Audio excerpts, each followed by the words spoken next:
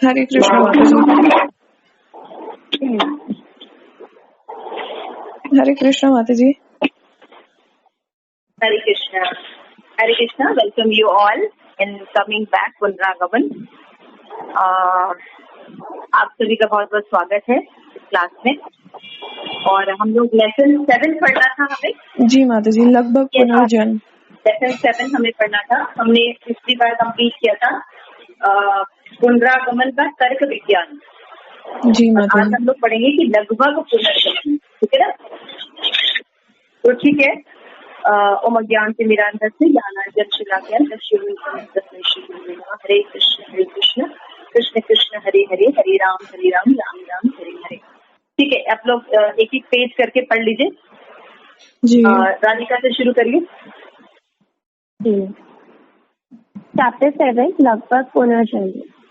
जीवात्मा जिसे अपने अतीत के सकाम कर्मों के फलस्वरूप वर्तमान शरीर प्राप्त हुआ है, इस जीवन के कर्मों के फलों को भले ही समाप्त कर ले, किंतु इसका अर्थ यह कदापि नहीं है कि वह भौतिक शरीरों के बंधन से मुक्त हो गया है।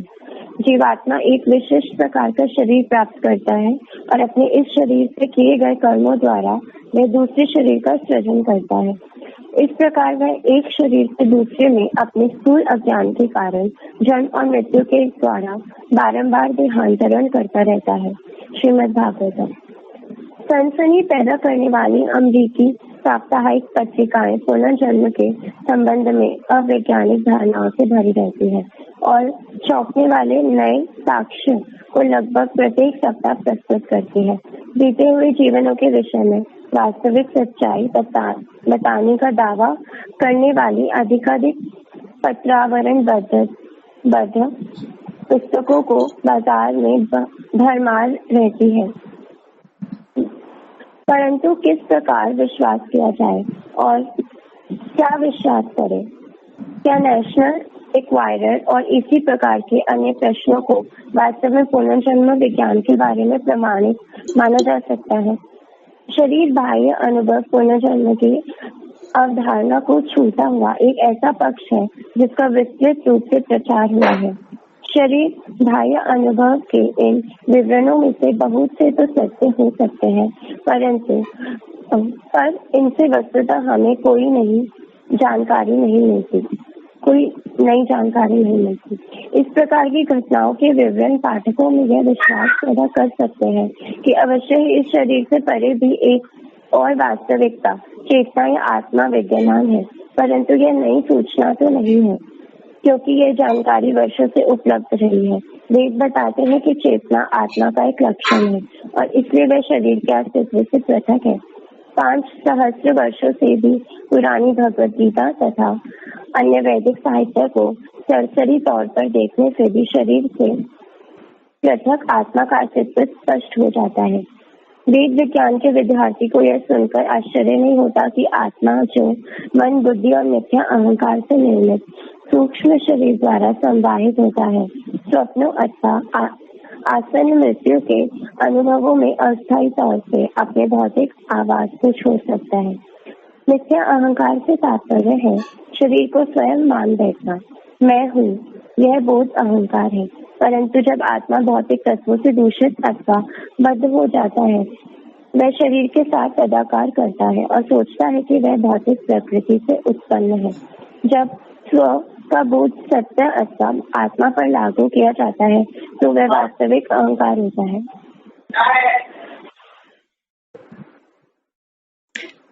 पुनर्जन्म वास्तविक शरीर बाह्य अनुभव सचमुच कोई नई बात नहीं है।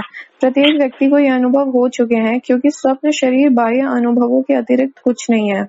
निद्रा के दौरान हम स्वप्नावस्था में प्रवेश करते हैं और मन, बुद्धि और अहंकार से बना हुआ हमारा सूक्ष्म शरीर रूप को छोड़ देता है और सूक्ष्म धरातल पर एक भिन्न वास्तविकता का भोग करता है। सूक्ष्म शरीर का एक ऐसा वाहन है जो आत्मा को मृत्यु के समय शरीर के बाहर एक अन्य नए शरीर में ले जाता है। शरीर बाह्य अनुभव का एक सामान्य प्रकार आसन्न मृत्यु के विवरणों में मिलता है। जब लोग बताते हैं कि किस प्रकार वे दुर्घटना स्थल पर अथवा शल्य क्रिया की मेज पर अपने शरीरों के ऊपर मंडराते हुए अपने शरीरों को बिना किसी भौतिक दुख, दर्द अथवा असुविधा को महसूस किए देख रहे थे, यद्यपि चिकित्सा की दृष्टि से उनमें से अनेक व्यक्तियों को मृत घोषित कर दिया गया था। स्थूल शरीर के निष्क्रिय हो जाने पर भी सूक्ष्म शरीर सक्रिय रहता है।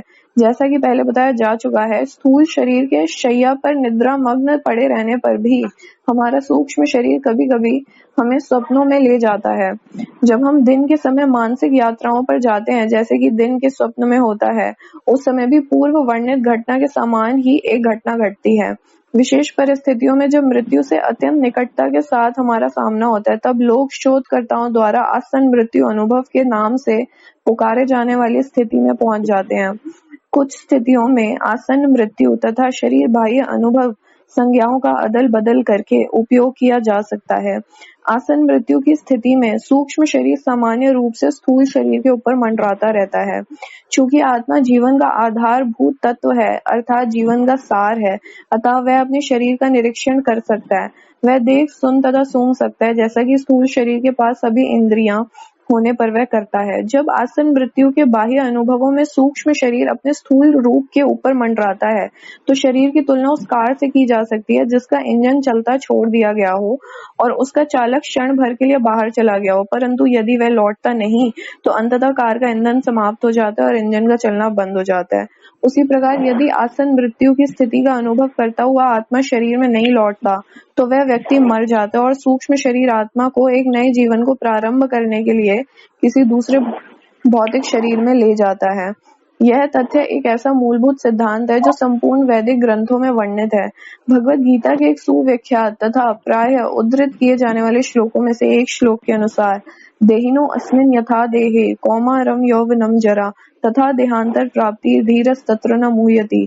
जिस प्रकार शरीरधारी आत्मा इस शरीर में बालपन से यौवन की ओर और यौवन से बुढ़ापे की ओर निरंतर गमन करता रहता है, उसी प्रकार आत्मा मृत्यु के समय दूसरे शरीर में देहांतरण करता है। धीर व्यक्ति इस प्रकार के परिवर्तन से भ्रमित नहीं होता। अपने वर्तमान जीवन काल में हम अनजाने ही अपने अगले स्थूल शरीर के लिए सूक्ष्म शरीर का निर्माण कर रहे हैं। जिस प्रकार एक भूई कीड़ा कैटरपिलर पुराने पत्ते को छोड़ने के पूर्व नए पत्ते को पकड़ लेने के पश्चात आगे बढ़ता है, उसी प्रकार जीव अपने वर्तमान शरीर को छोड़ने के पूर्व नए शरीर का निर्माण करना आरंभ कर लेता है। वास्तविक मृत्यु के समय आत्मा नए शरीर में देहांतरण करके पुराने शरीर को निर्जीव छोड़ देता है। आत्मा को अस्तित्व बनाए रखने के लिए शरीर की आवश्यकता नहीं होती, परंतु आत्मा की उपस्थिति के बिना शरीर एक शव से अधिक कुछ नहीं है। आत्मा के एक शरीर से दूसरे शरीर में स्थानांतरित होने को पुनर्जन्म कहा जाता है। अब माता जी मैं ये आगे का पढ़ के फिर नेक्स्ट आप पढ़ लेना। अच्छा, ओके माता जी। यद्यपि मन तथा आत्मा के शरीर से पृथक अस्तित्व के बारे में शरीर बाह्य अनुभवों के अनेकों प्रलेखित साक्ष्य मिल जाते हैं, तथापि वह हमें मृत्यु के समय आत्मा के अंतिम गंतव्य का निश्चित पता नहीं देते। इसलिए जबकि आसन्न मृत्यु अनुभवों पर उपलब्ध साहित्य हमें पुनर्जन्म को स्वीकार करने के लिए आधार तो दे सकता है, किंतु फिर भी वह हमें मृत्यु के अनुभव के पश्चात पुनर्जन्म के वास्तविक स्वरूप और आत्मा की नियति के विषय में पूर्णतः अज्ञान की स्थिति में छोड़ देता है। पुनर्जन्म के विषय में सम्मोहन से उत्पन्न प्रत्यावर्तन हमें पूर्ण ज्ञान नहीं देते हैं। पुनर्जन्म पर अनेक लोकप्रिय पुस्तकें सम्मोहन द्वारा उत्पन्न प्रत्यावर्तन के मामलों पर ध्यान केंद्रित करती हैं, जिनमें व्यक्ति अपने पूर्व जन्म अथवा अन्य पिछले जन्मों के विवरणों का स्मरण करते बताए जाते हैं। ऐसे ही एक पुस्तक the search for Bridey mercy 20वीं सदी के 5वें दशक में सर्वाधिक बिकने वाली पुस्तक हो गई थी। इसका 50 से भी अधिक समाचार पत्रों में क्रमशः धारावाहिक प्रकाशन हुआ और इसने विश्वव्यापी सनसनी पैदा कर दी थी। ये पुस्तक पूर्व जन्म की ओर प्रत्यावर्तन संबंधी सभी पत्रावरणबद्ध पुस्तकों के लिए आने वाले दशकों में आधार रूप बनी। इन पुस्तकों को आज भी कुछ न कुछ लोकप्रिय प्राप्त है, परंतु पुनर्जन्म संबंधी ये पुस्तकें केवल ऊपरी ज्ञान देती हुई एक विस्तृत विषय पर हल्की सी दृष्टि डालती है, जो अनेक कारणों से भ्रामक हो सकती है। The search for Bridey mercy में लेखक ने जो एक कुशल सम्मोहन देता है, एक अधेड़ आयु की अमेरिकी महिला श्रीमती वर्जीनिया टीजे को उनके अंतिम पूर्व जन्म में ले जाते हैं, जिसमें उसने दावा किया है कि वह आयरलैंड में सन 1790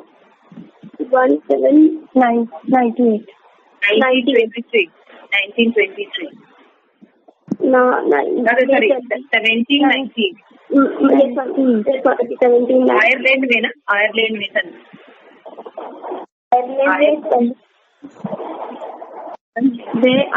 में सन 1790 में जन्मी ब्राइडी मर्फी नामक एक लड़की थी। वह आजीवन वहीं रही और 66 वर्ष की आयु में बेलफास्ट में उनकी मृत्यु हुई। सम्मोहन के प्रभाव में श्रीमती टीजे ने ब्राइडी के बाल्यकाल के घर पर विवरण दिया, अपने माता पिता, मित्रों और संबंधियों के नाम बताए और अपने बीते हुए जीवन के बहुत से अन्य विवरण प्रस्तुत किए।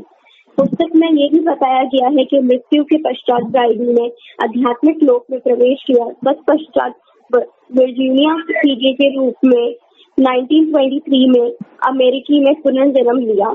श्रीमती टीजे ने एक्चुअली काफी चीजें हैं इसमें डिस्क्राइब करने के लिए,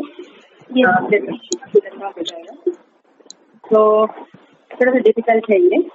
जैसे पुनर्जन्म के जो सिद्धांत हैं इसको हमें बताया है श्री प्रभुपाद ने। तो ऑलमोस्ट रीइंकार्नेशन, लगभग इंकार्नेशन है। इसमें श्रीमद् भागवतम का बताया था कि जो लिविंग एंटिटी होते हैं जीवात्मा अपने अतीत के सकाम कर्मों के स्वरूप वर्तमान शरीर प्राप्त करते हैं। जैसा कि मैंने आप लोगों को पीछे बताया था, है ना, कि जैसा हम पिछले जन्म में काम करते हैं उसके हिसाब से हमें ये प्रेजेंट मिलता है। इन जीवन के कर्मों के फल को भले ही समाप्त कर ले, किंतु इसका अर्थ कदापि नहीं होगा कि भौतिक कार्यों के बंधन से मुक्त हो गया। जीवात्मा एक विशिष्ट प्रकार का शरीर प्राप्त करता है और अपने इस शरीर में किए गए कर्मों के द्वारा दूसरे शरीर का सृजन करता है। तो इस प्रकार वो एक शरीर से दूसरे शरीर में अपने स्थूल अज्ञान के कारण जन्म के स्तर बार बार देहांतरण करता है। मैंने आप लोगों को बताया था कि ये बॉडी जो है, आपको जो मीटिंग है, ये आपके पिछले कर्म के कारण है। आपने जो पिछले कर्म किए हैं उसके कारण ये बॉडी आपको मिली है ना अभी की।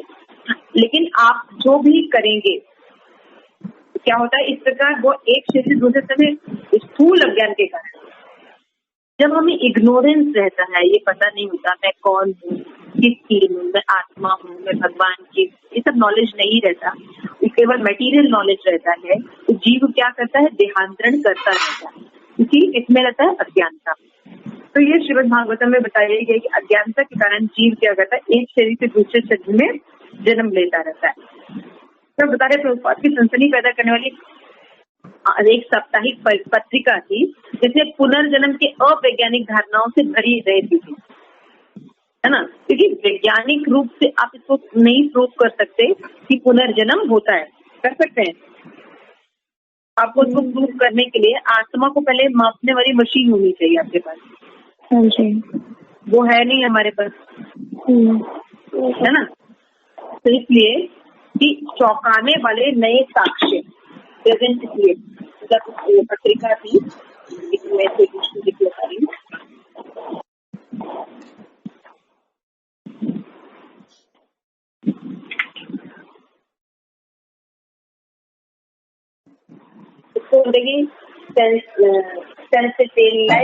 यूएसए वीकली सैमुअल, इसमें है स्टार्टलिंग न्यू एविडेंस। मतलब बहुत ज्यादा चौंका देने वाले साक्ष्य ऐसे रखे गए, और पार्शियल एवरी वीक, हर हफ्ते इसमें कुछ न कुछ आता है। और ये पेपर बैग जो था प्लेन रियल ट्रूथ, उसने ये कहा कि ये वास्तविक सच्चाई है। और अधिकारी जो थे, लोग थे बाजार में, उसको को खरीदते थे, परंतु किस पर विश्वास किया जाए और क्या विश्वास किया जाए। नेशनल इंक्वायरी और सिमिलरी पब्लिकेशन रियली भी एक्सेप्ट हम देखा सोल्यूशन। जब ये मार्केट में बुक आई तो ये सवाल पैदा हुआ कि क्या हम साइंस को माने कि यही एक जन्म होता है, बाकी सब कुछ पता नहीं है, ये बॉडी के समाप्त होने पर सब कुछ समाप्त हो जाता है। इस थ्योरी को, इस फिलॉसफी के अनुसार हम अपना जीवन जिए, या ये जो मतलब रीइंकार्नेशन का जो अलग अलग एक्सपीरियंस शेयर किया जा रहा है, चौंकाने वाले जो अलग अलग साक्ष्य प्रस्तुत किए जा रहे हैं, कई एविडेंस आपको बताए जा रहे हैं, ये सही समझ में आ रहा है? मतलब आप लोगों को समझ में आ रहा है? हाँ जी माता जी, क्लियर हो रहा है आप लोगों को? हाँ जी। कि देखिए, अगर कोई समाज में कोई विचारधारा है, उसके विरुद्ध जब कोई बात रखी जाती है तो दोनों में क्लैश होगा ना। विचारधारा क्या है कि यही एक जीवन है, ये मटेरियल बॉडी ही हमारी सब कुछ है, और इसके समाप्त हो जाने पर सब कुछ समाप्त हो जाता है। तो इसके समाप्त होने पर साइंस में भी ऐसी बहुत सी चीज पाई गई, जैसे आप लोगों ने पीछे पढ़ा कि जैसे कि एक व्यक्ति थे जिन्होंने श्रील प्रभुपाद का इंटरव्यू लिया था, उसमें उन्होंने बोला ना कि मैं एक सैनिक था और मैंने जब युद्ध लड़ा तो युद्ध में मेरे सामने गोली मारी है ना, मेरे सामने वाला सैनिक मर गया, मेरे सामने उसकी मौत हुई, तो अब मैं बच गया। तब मुझे एहसास हुआ कि कोई चीज है जो मरने के बाद भी जीवित रहती है, शरीर के समाप्त होने पर भी कुछ है जो रहता है, समझ रहे मतलब? हाँ जी। तो कहीं ये रियलाइजेशन तो रहती है कि हम ये शरीर नहीं है, तो कुछ न कुछ तो अजीब घटेगा ही ना। तो ये थ्योरी आई, तो शरीर बाह्य अनुभव, मतलब इसको कहते हैं आउट ऑफ बॉडी एक्सपीरियंस।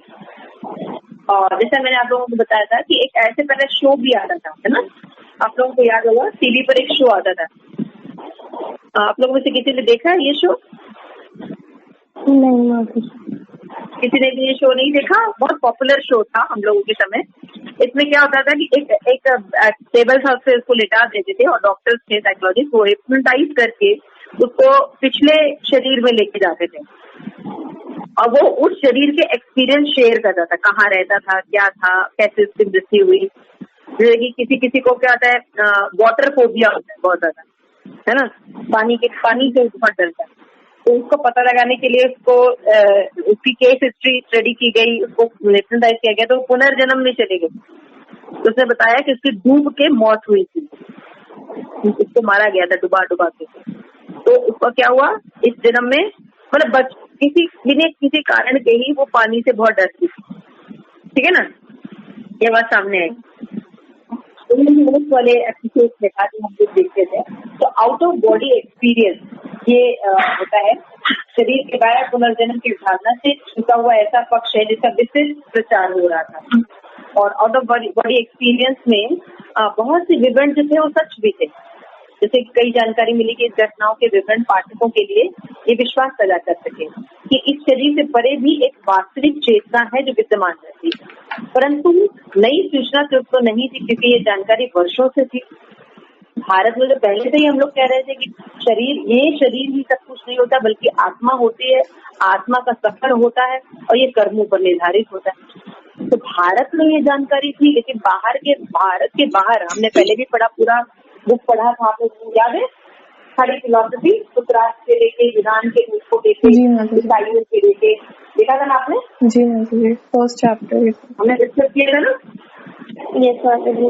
हाँ, तो 5 सहस्त्र वर्षों में पुरानी भगवत गीता अन्य वैदिक साहित्य की सरसरी तौर पर देखने से भी शरीर के पृथक अस्तित्व स्पष्ट हो जाता है।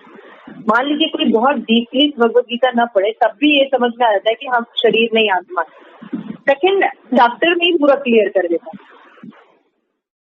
फिर बताते हैं कि मिथ्या अहंकार से तात्पर्य क्या है, फॉल्स ईगो का मतलब क्या होता है, क्योंकि इन सभी चीजों के पीछे जो एक चीज काम करती है, जो हमें स्थूल शरीर में रखती है, सूक्ष्म शरीर में रखती है, जो भी सब सिस्टम हो रहा है इस जगत में बनाए रखने के लिए एक शक्ति काम करती है, उसका नाम है फॉल्स ईगो। और इसकी विवेचना भगवत गीता में बताएगी कि what is false ego and what is real ego. तो फॉल्स ईगो में व्यक्ति सोचता है I am this body and everything is me and mine, मैं और मेरा।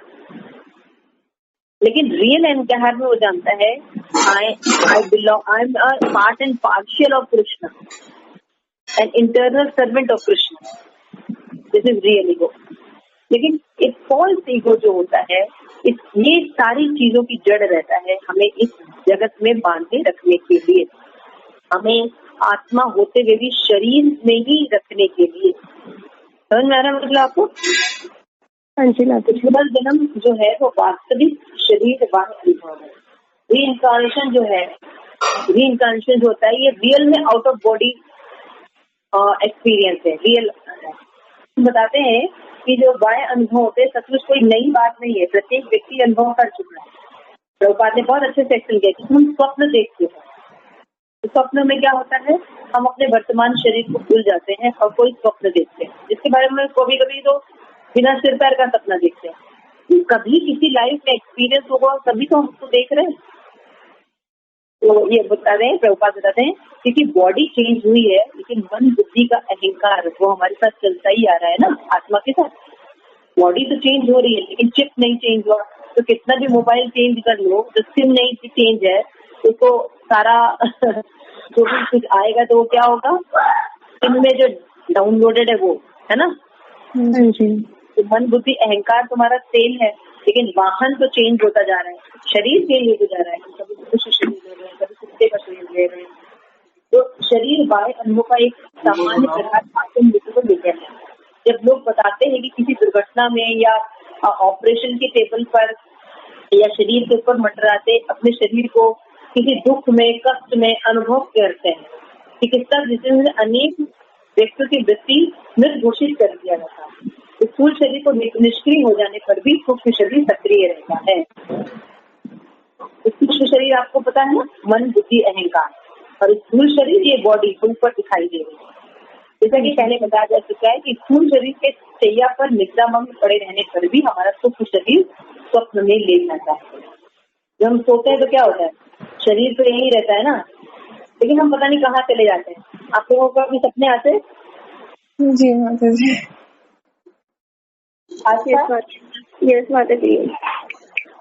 और राधिका आपको कोई सपना आता है? हाँ जी माता जी। आते हैं, कभी कभी सपने आते हैं ना, कभी कभी कहीं बाहर चले जाते हैं, कहीं कहाँ चले जाते हैं, कौन से देश में चले जाते हैं। कभी कभी तो बहुत अच्छे फ्लाइट सिस्टम में भी हम गए, हम भी गए, पता नहीं कौन सा था सिस्टम, कभी जानते भी नहीं, सुनते भी नहीं ना। कभी न कभी हम कहीं न कहीं मतलब से रहे होंगे, कभी तो हम ऐसा अनुभव कर पाते, लेकिन क्या करें, वही बात आगे बता रही है। तो इसमें क्या होता है, जब हम स्वप्न में हमारा स्थूल शरीर नहीं रहता है और सूक्ष्म शरीर में कहीं भी मिल जाता है, तो मृत्यु के समय भी यही चीज होती है। ये स्थूल शरीर तो नष्ट हो जाता है, लेकिन सूक्ष्म शरीर जो रहता है जिसमें से हमारे सारे विचार रहते हैं, मन में जो जो चीजें हमारी रखी हुई रहती हैं, बुद्धि, हमने जो जो ज्ञान अर्जन किया, जो भी बुद्धि अर्जित की, वो भी हमारे साथ ही रहता है, और हमारा मिथ्या अहंकार हमारे साथ ही रहता है। जब हम दिन के समय मानसिक क्रिया पे जाते हैं तो जैसे ही दिन में स्वप्न में होता है वैसे ही घटना घटती। जिस दिन भर हम काम करते हैं कभी कभी वही विचार हमारे समझ में आता है। ऐसे होता है ना, तो लोग कहते हैं कि आपने ये स्टोरी पढ़ी थी, हाँ ये घटना पढ़ी थी, तो उसी के बारे में चिंता है। कभी कभी आप देखिए, आप सचमुच बहुत अच्छे से कोई भगवान की या गुरु महाराज की स्टोरी पढ़े तो आपको वो सपने में आते हैं। हाँ जी, है ना, ऐसा होता है, मेरे साथ ऐसा होता है। आप लोगों को हुआ है ये एक्सपीरियंस? हाँ जी माता जी, मेरे साथ हुआ है। वो है ना, ऐसा होता है। तो विशेष परिस्थिति जब वस्तु के अत्यंत निकटता हमारा सामना होता है तो ये सब चीजें दिखाई देती हैं। जब हम ऑपरेशन में होते हैं या किसी की मृत्यु होती है तो ऐसी कई घटनाएं डॉक्टर और पेशेंट जो है ये फील करते हैं कि कुछ निकल के गया, कुछ था, ऐसा बहुत से लोग मरने के बाद वापस आए तो उन्होंने अपना एक्सपीरियंस शेयर किया ऐसे। तो वास्तविक स्थिति में सूक्ष्म शरीर समान रूप से स्थूल शरीर के ऊपर मंडराता रहता है। जब मृत्यु हो जाती है तो सूक्ष्म शरीर निकल जाता है, बॉडी छोड़ देता है, अब वो देखता है सब कुछ। अब वो कमरे में क्या हो रहा है वो सब देख रहा है, हमारी बॉडी पड़ी है तो क्या क्या रिएक्शन कर रहे हैं सब देख रहा है। क्योंकि आत्मा जीवन का आधारभूत तत्व है, जीवन का सार है, वो अपने शरीर का निरीक्षण कर सकता है, देख सकता है, सूंघ सकता है। जैसा कि स्थूल शरीर के पास अपनी इंद्रियां होती है। मैंने बताया था आप लोगों को कि जब एक पिक्चरों में हम लोग को दिखाया जाता है कि मर जाता है व्यक्ति तो एक दिए की लौ दिखाता है। दिस इज नॉट, ये सही नहीं है। दिए की लौ की तरह हम नहीं निकलते हैं, हमारी छोटी सी पर्सनालिटी रहती है मन बुद्धि अहंकार की, उसका भी शरीर होता है, जैसे कि हमारी ये बड़ी बॉडी होती है।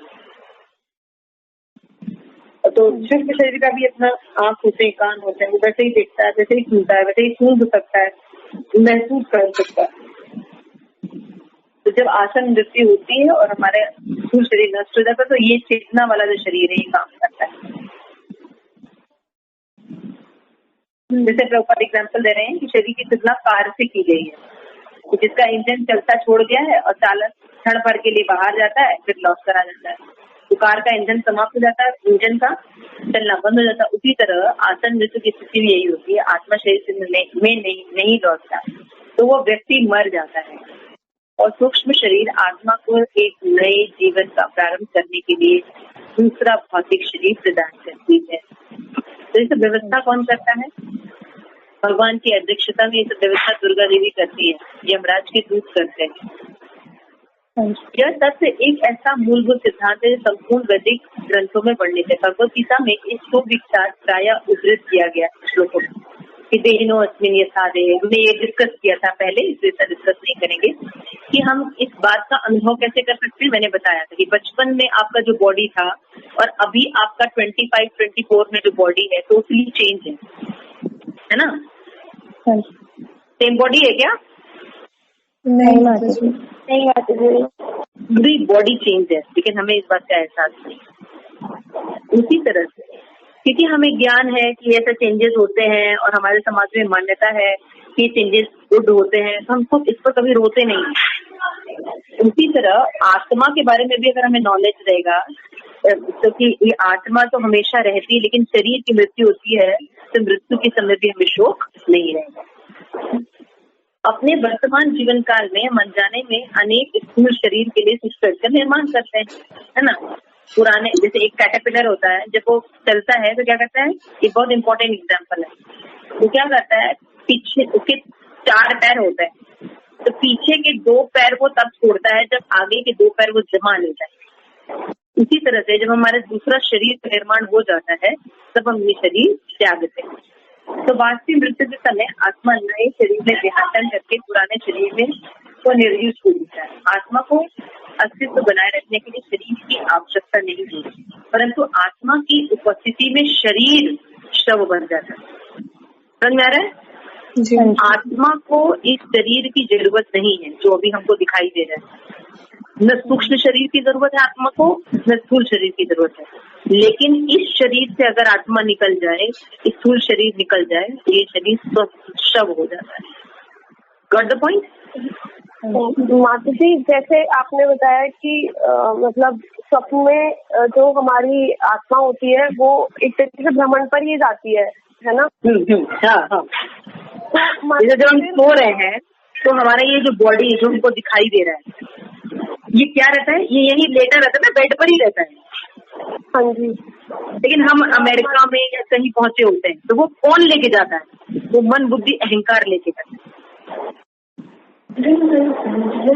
तो माता जी, मतलब जब आत्मा मुक्त है, मतलब वो कहीं भी आ जा सकती है, तो माता जी फिर वो जैसे निकल गई शरीर से, तो फिर वो वापस क्यों आती है?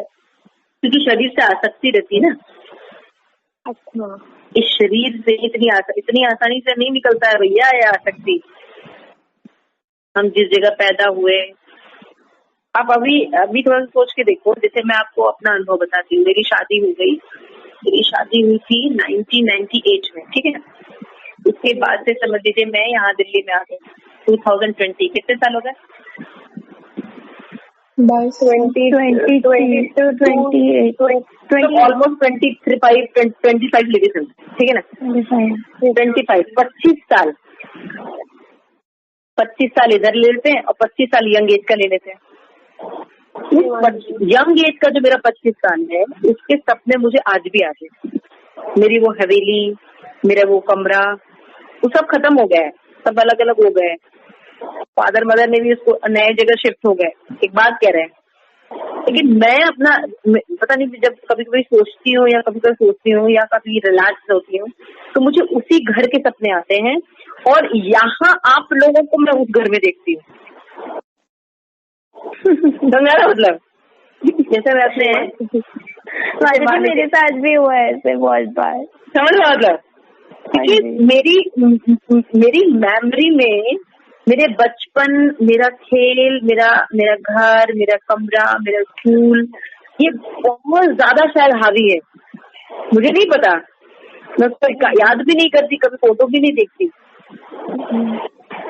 इतना हावी है। लेकिन इसमें देखती क्या हूँ, इस यहाँ पे कोई मुझे बहुत प्रिय है, मेरी कोई सखी बहुत प्रिय है। मैंने कई बार प्रेम पद्मिनी माता जी, आप जानते हैं प्रेम पद्मिनी माता जी को? जी माता जी। हाँ, मंगला माता जी। तो उनके साथ कभी, क्योंकि मेरी बहुत अच्छी फ्रेंडशिप है, तो मैं उनको कभी परसीव भी करती हूँ, तो मैं उनको अपने पुराने हवेली में करती हूँ, अपने वो पर्सनल बेडरूम में करती हूँ। कर दो पॉइंट। जी माता जी। अब दोनों बात सच है, आज का प्रेजेंट सिचुएशन भी सच है, वो भी सच है, लेकिन उस घटना को बीते 25 साल हो गए और मैं कभी घर भी नहीं जाती, मैं कहीं बनारस भी नहीं, ना कोई पिक्चर में देखती हूँ कि उसकी मेमोरी मेरे पास बनी रहे या मैं उसको रिकॉल करूँ, लेकिन मैं दोनों सपने अलग अलग देख रही हूँ, एक जगह देख रही हूँ। तो ये क्या शो कर रहा है कि मेरा यहाँ पे शरीर मटेरियल यहीं पे था, बेड पर ही था, नोएडा में ही था, ठीक है ना, सेक्टर 77 में ही था मेरा शरीर, H901 में, है ना। लेकिन मेरा शरीर कुछ नहीं अनुभव करता, उसके अंदर जो चिप लगी हुई है मन बुद्धि अहंकार की, इसके पास सारी इंफॉर्मेशन कनेक्ट होती है, समझ आ रहा मतलब। ये क्या करती है, आउट ऑफ बॉडी जाती है और ये एक्सपीरियंस करती है। कभी कभी मैंने बहुत सारे सपने देखे हैं कि मुझे बड़ा अजीब लगता है, पता नहीं, बहुत सुंदर स्थान में चले जाते हैं, वहाँ बहुत मंदिर होते हैं। कई बार मैंने ऐसे सपने देखे, ये एक दो बार नहीं, कई बार मैंने सपने देखे, और बहुत ही जैसे कि होता है ना, जैसे रहस्यमय मंदिर, अंदर गुफाएं होती हैं, फिर उसमें से ये होता है, फिर बहुत सुंदर सा महल होगा, ऐसा सिंड्रेला वाले सपने बहुत देखती हूँ मैं। पता नहीं किसी दिन कोई कुछ तो है। मेरे प्रभु जी कहते हैं तुम्हारी जितनी आदतें हैं ना वो ठाकुरानी जैसी है, तुम हम लोग इतनी तस्वीर प्रोवाइड नहीं करते, खुद ही करो। और मुझे खुद भी जैसे पता नहीं, या तो मेरी मदर या दादी क्या हुआ तो उन्होंने स्टोरी जैसी सुनाई है, तो नहीं मुझे ऐसा फीलिंग होता है कि I am princess in that. मेरी सारी आदतें वैसी ही है, सोचने की, देखने की, फील करने की, महल और ये ऐसा है मेरे साथ, पता नहीं क्यों। वैसे आप लोग अपने अनुभव बता सकते हैं, जैसे क्या माता जी, मतलब क्या मेरे एक्सपीरियंस आप पूछ रहे हो? हाँ, कुछ एक्सपीरियंस सपनों के, कभी कोई सपना।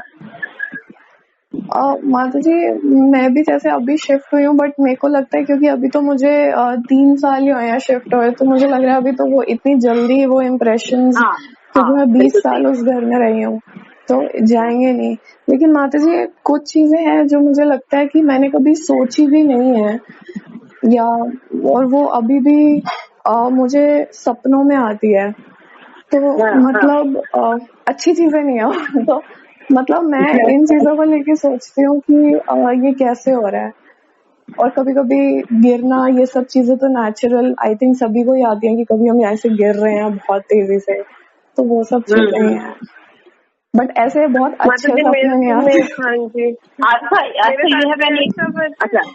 कौन है अंबिका जी माता जी, मेरे साथ भी ऐसा होता है माता जी कि मतलब बॉडी ना, मतलब आंखें खुली हुई है और हाथ पैर नहीं चल रहे हैं, तो मेरे साथ बहुत ही होता है। और आज था तुम्हें कोई एक्सपीरियंस अपने सपने का?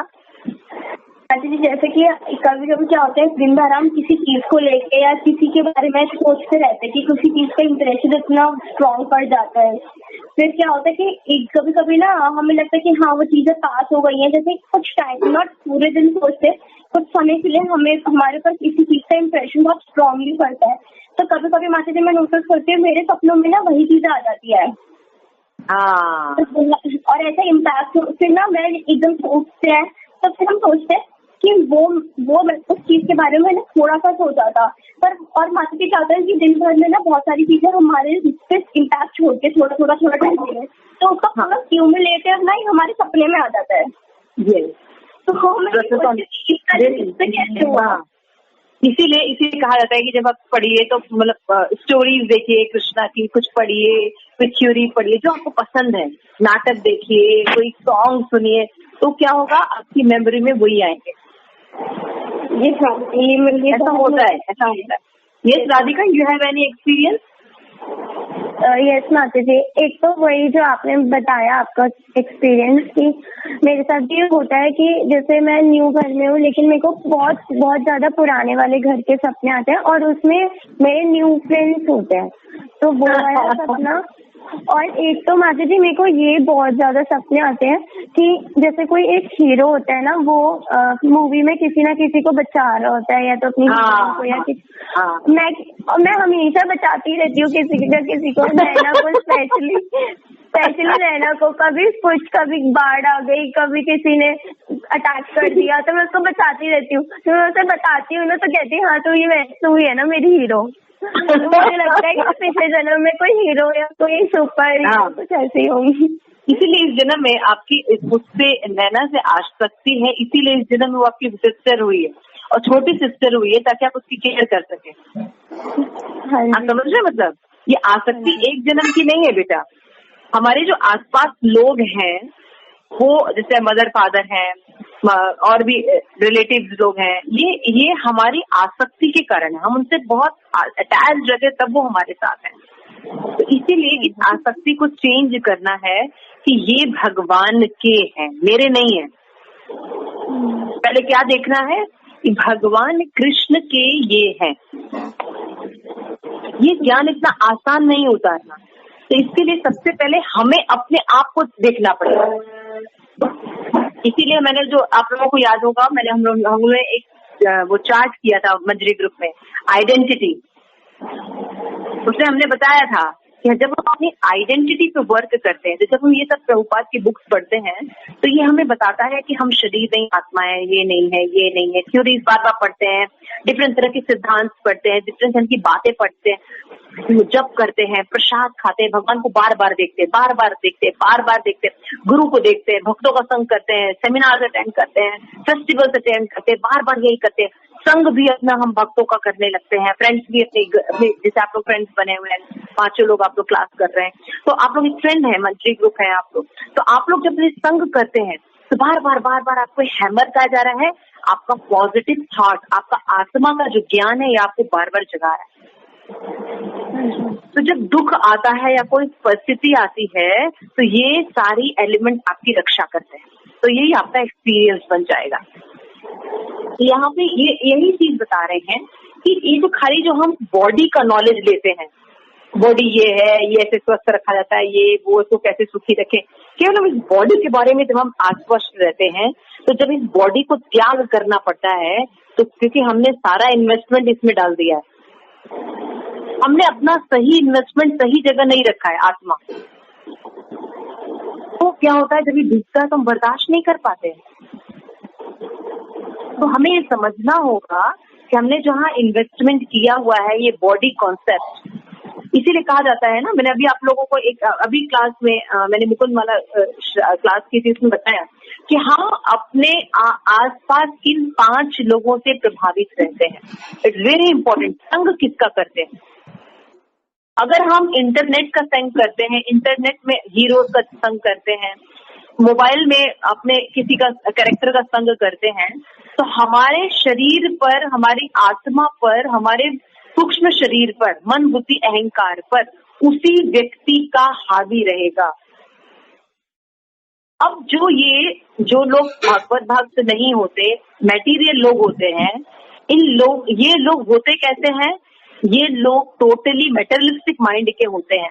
तो जब मटेरियल हिलता है, क्योंकि मटेरियल में चेंजेस आते हैं, ये डिस्ट्रॉय होता है, ये खत्म होता है, तो उस समय क्योंकि हमने अपना सारा इन्वेस्टमेंट वहां पे किया हुआ है, हम बर्दाश्त नहीं कर पाते, हम बिवाइल्डर हो जाते हैं और हमें कोई भी होप दिखाई नहीं देता और हम सुसाइड करते हैं।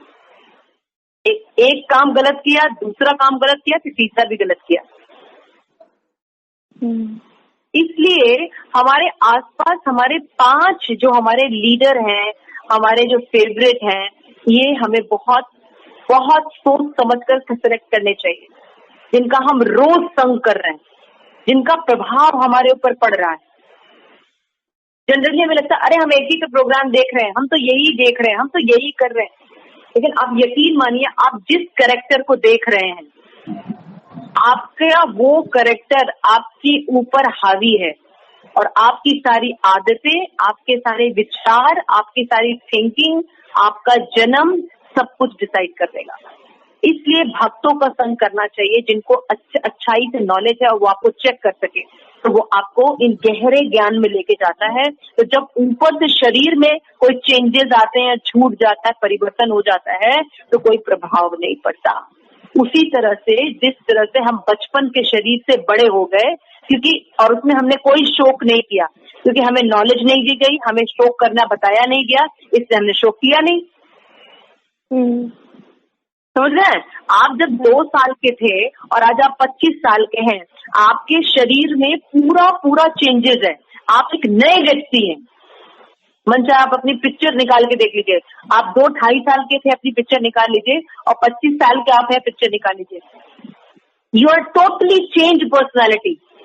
लेकिन इस चेंज पर्सनैलिटी को आपके समाज जिसमें आप रहते हैं उसने ये नहीं सिखाया कि शोक करना चाहिए, या ये नहीं बताया कि कुछ चेंजेस कोई बहुत बड़ी चीज है, ये होता ही है। तो कभी इस बात पर हमने ध्यान नहीं दिया, राइट? आप लोगों में से कितने लोगों ने शोक किया कि हाय मैं 25 साल का हो गए? किसी ने शोक किया? नहीं माता जी। क्यों नहीं शोक किया? Because education is not there. आपको ये नहीं बताया गया। और आपके आसपास जितने भी लोग हैं जिनका आपका एक्सपीरियंस है, पास्ट प्रेजेंट सब, वो सबके साथ ऐसा ही होता है, वी टेक इट नॉर्मली। उसी तरह से मृत्यु भी शरीर का एक परिवर्तन है, आत्मा की कभी मृत्यु नहीं होती, यानी वो व्यक्ति कभी नहीं मरता, केवल शरीर परिवर्तन होता है। तो इस शरीर के परिवर्तन होने पर, मरने पर भी अगर हमारे पास ये भगवत ज्ञान रहता है तो हम उसका शोक नहीं करते। समझ में आ रहा है? हाँ जी। हमें शोक क्यों होता है? क्योंकि हमको लगता है ये व्यक्ति हमें छोड़ के चला गया, ये व्यक्ति चला गया। नहीं, ये व्यक्ति है, लेकिन अभी प्रेजेंट सिचुएशन में जो मेरे कंडीशनिंग स्टेज में था, वहां से ये चला गया, लेकिन ये व्यक्ति है। तो इसलिए हम क्या करेंगे, उस सोल का कैसे बेनिफिट हो इसके बारे में ज्यादा कंसंट्रेशन करेंगे ना, रादर देन वो शरीर के बारे में रोने के। उसका दुख होगा लेकिन उसकी मात्रा बहुत कम होगी ना। हाँ जी।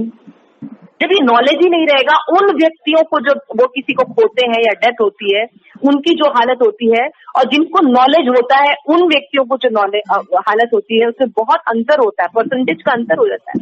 वो अपने आप को संभाल सकते हैं, लेकिन वो लोग अपने आप को संभाल नहीं सकते क्योंकि उन्होंने कभी कोई इन्वेस्टमेंट किया ही नहीं इस ज्ञान पर, उन्होंने कुछ सीखा ही नहीं, उन्होंने कभी कोई भक्ति की नहीं, उन्होंने कभी हरे कृष्ण महामंत्र की शरण ली नहीं। वो निश्चित दुखी होंगे, उस समय उनको संभालने वाला कोई नहीं होगा।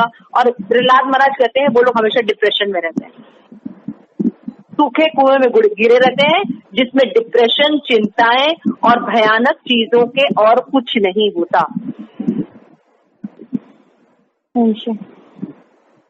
Got the point?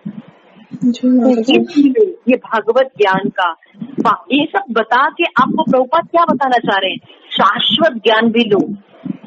Bhagavad Gita का ज्ञान आपके जीवन में हेल्प करेगा, लेकिन आप जो नॉलेज में अपना पूरा इन्वेस्टमेंट लगा रहे हैं, वो इन्वेस्टमेंट आपको वो थोड़े बहुत चीजों से रक्षा करेगा, सब चीजों से रक्षा नहीं कर सकता।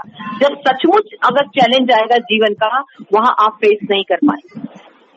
इसीलिए लोग गलत कदम उठाते हैं, दूसरों पर दोषारोपण करते हैं, नेगेटिव पर्सनालिटी बनते हैं,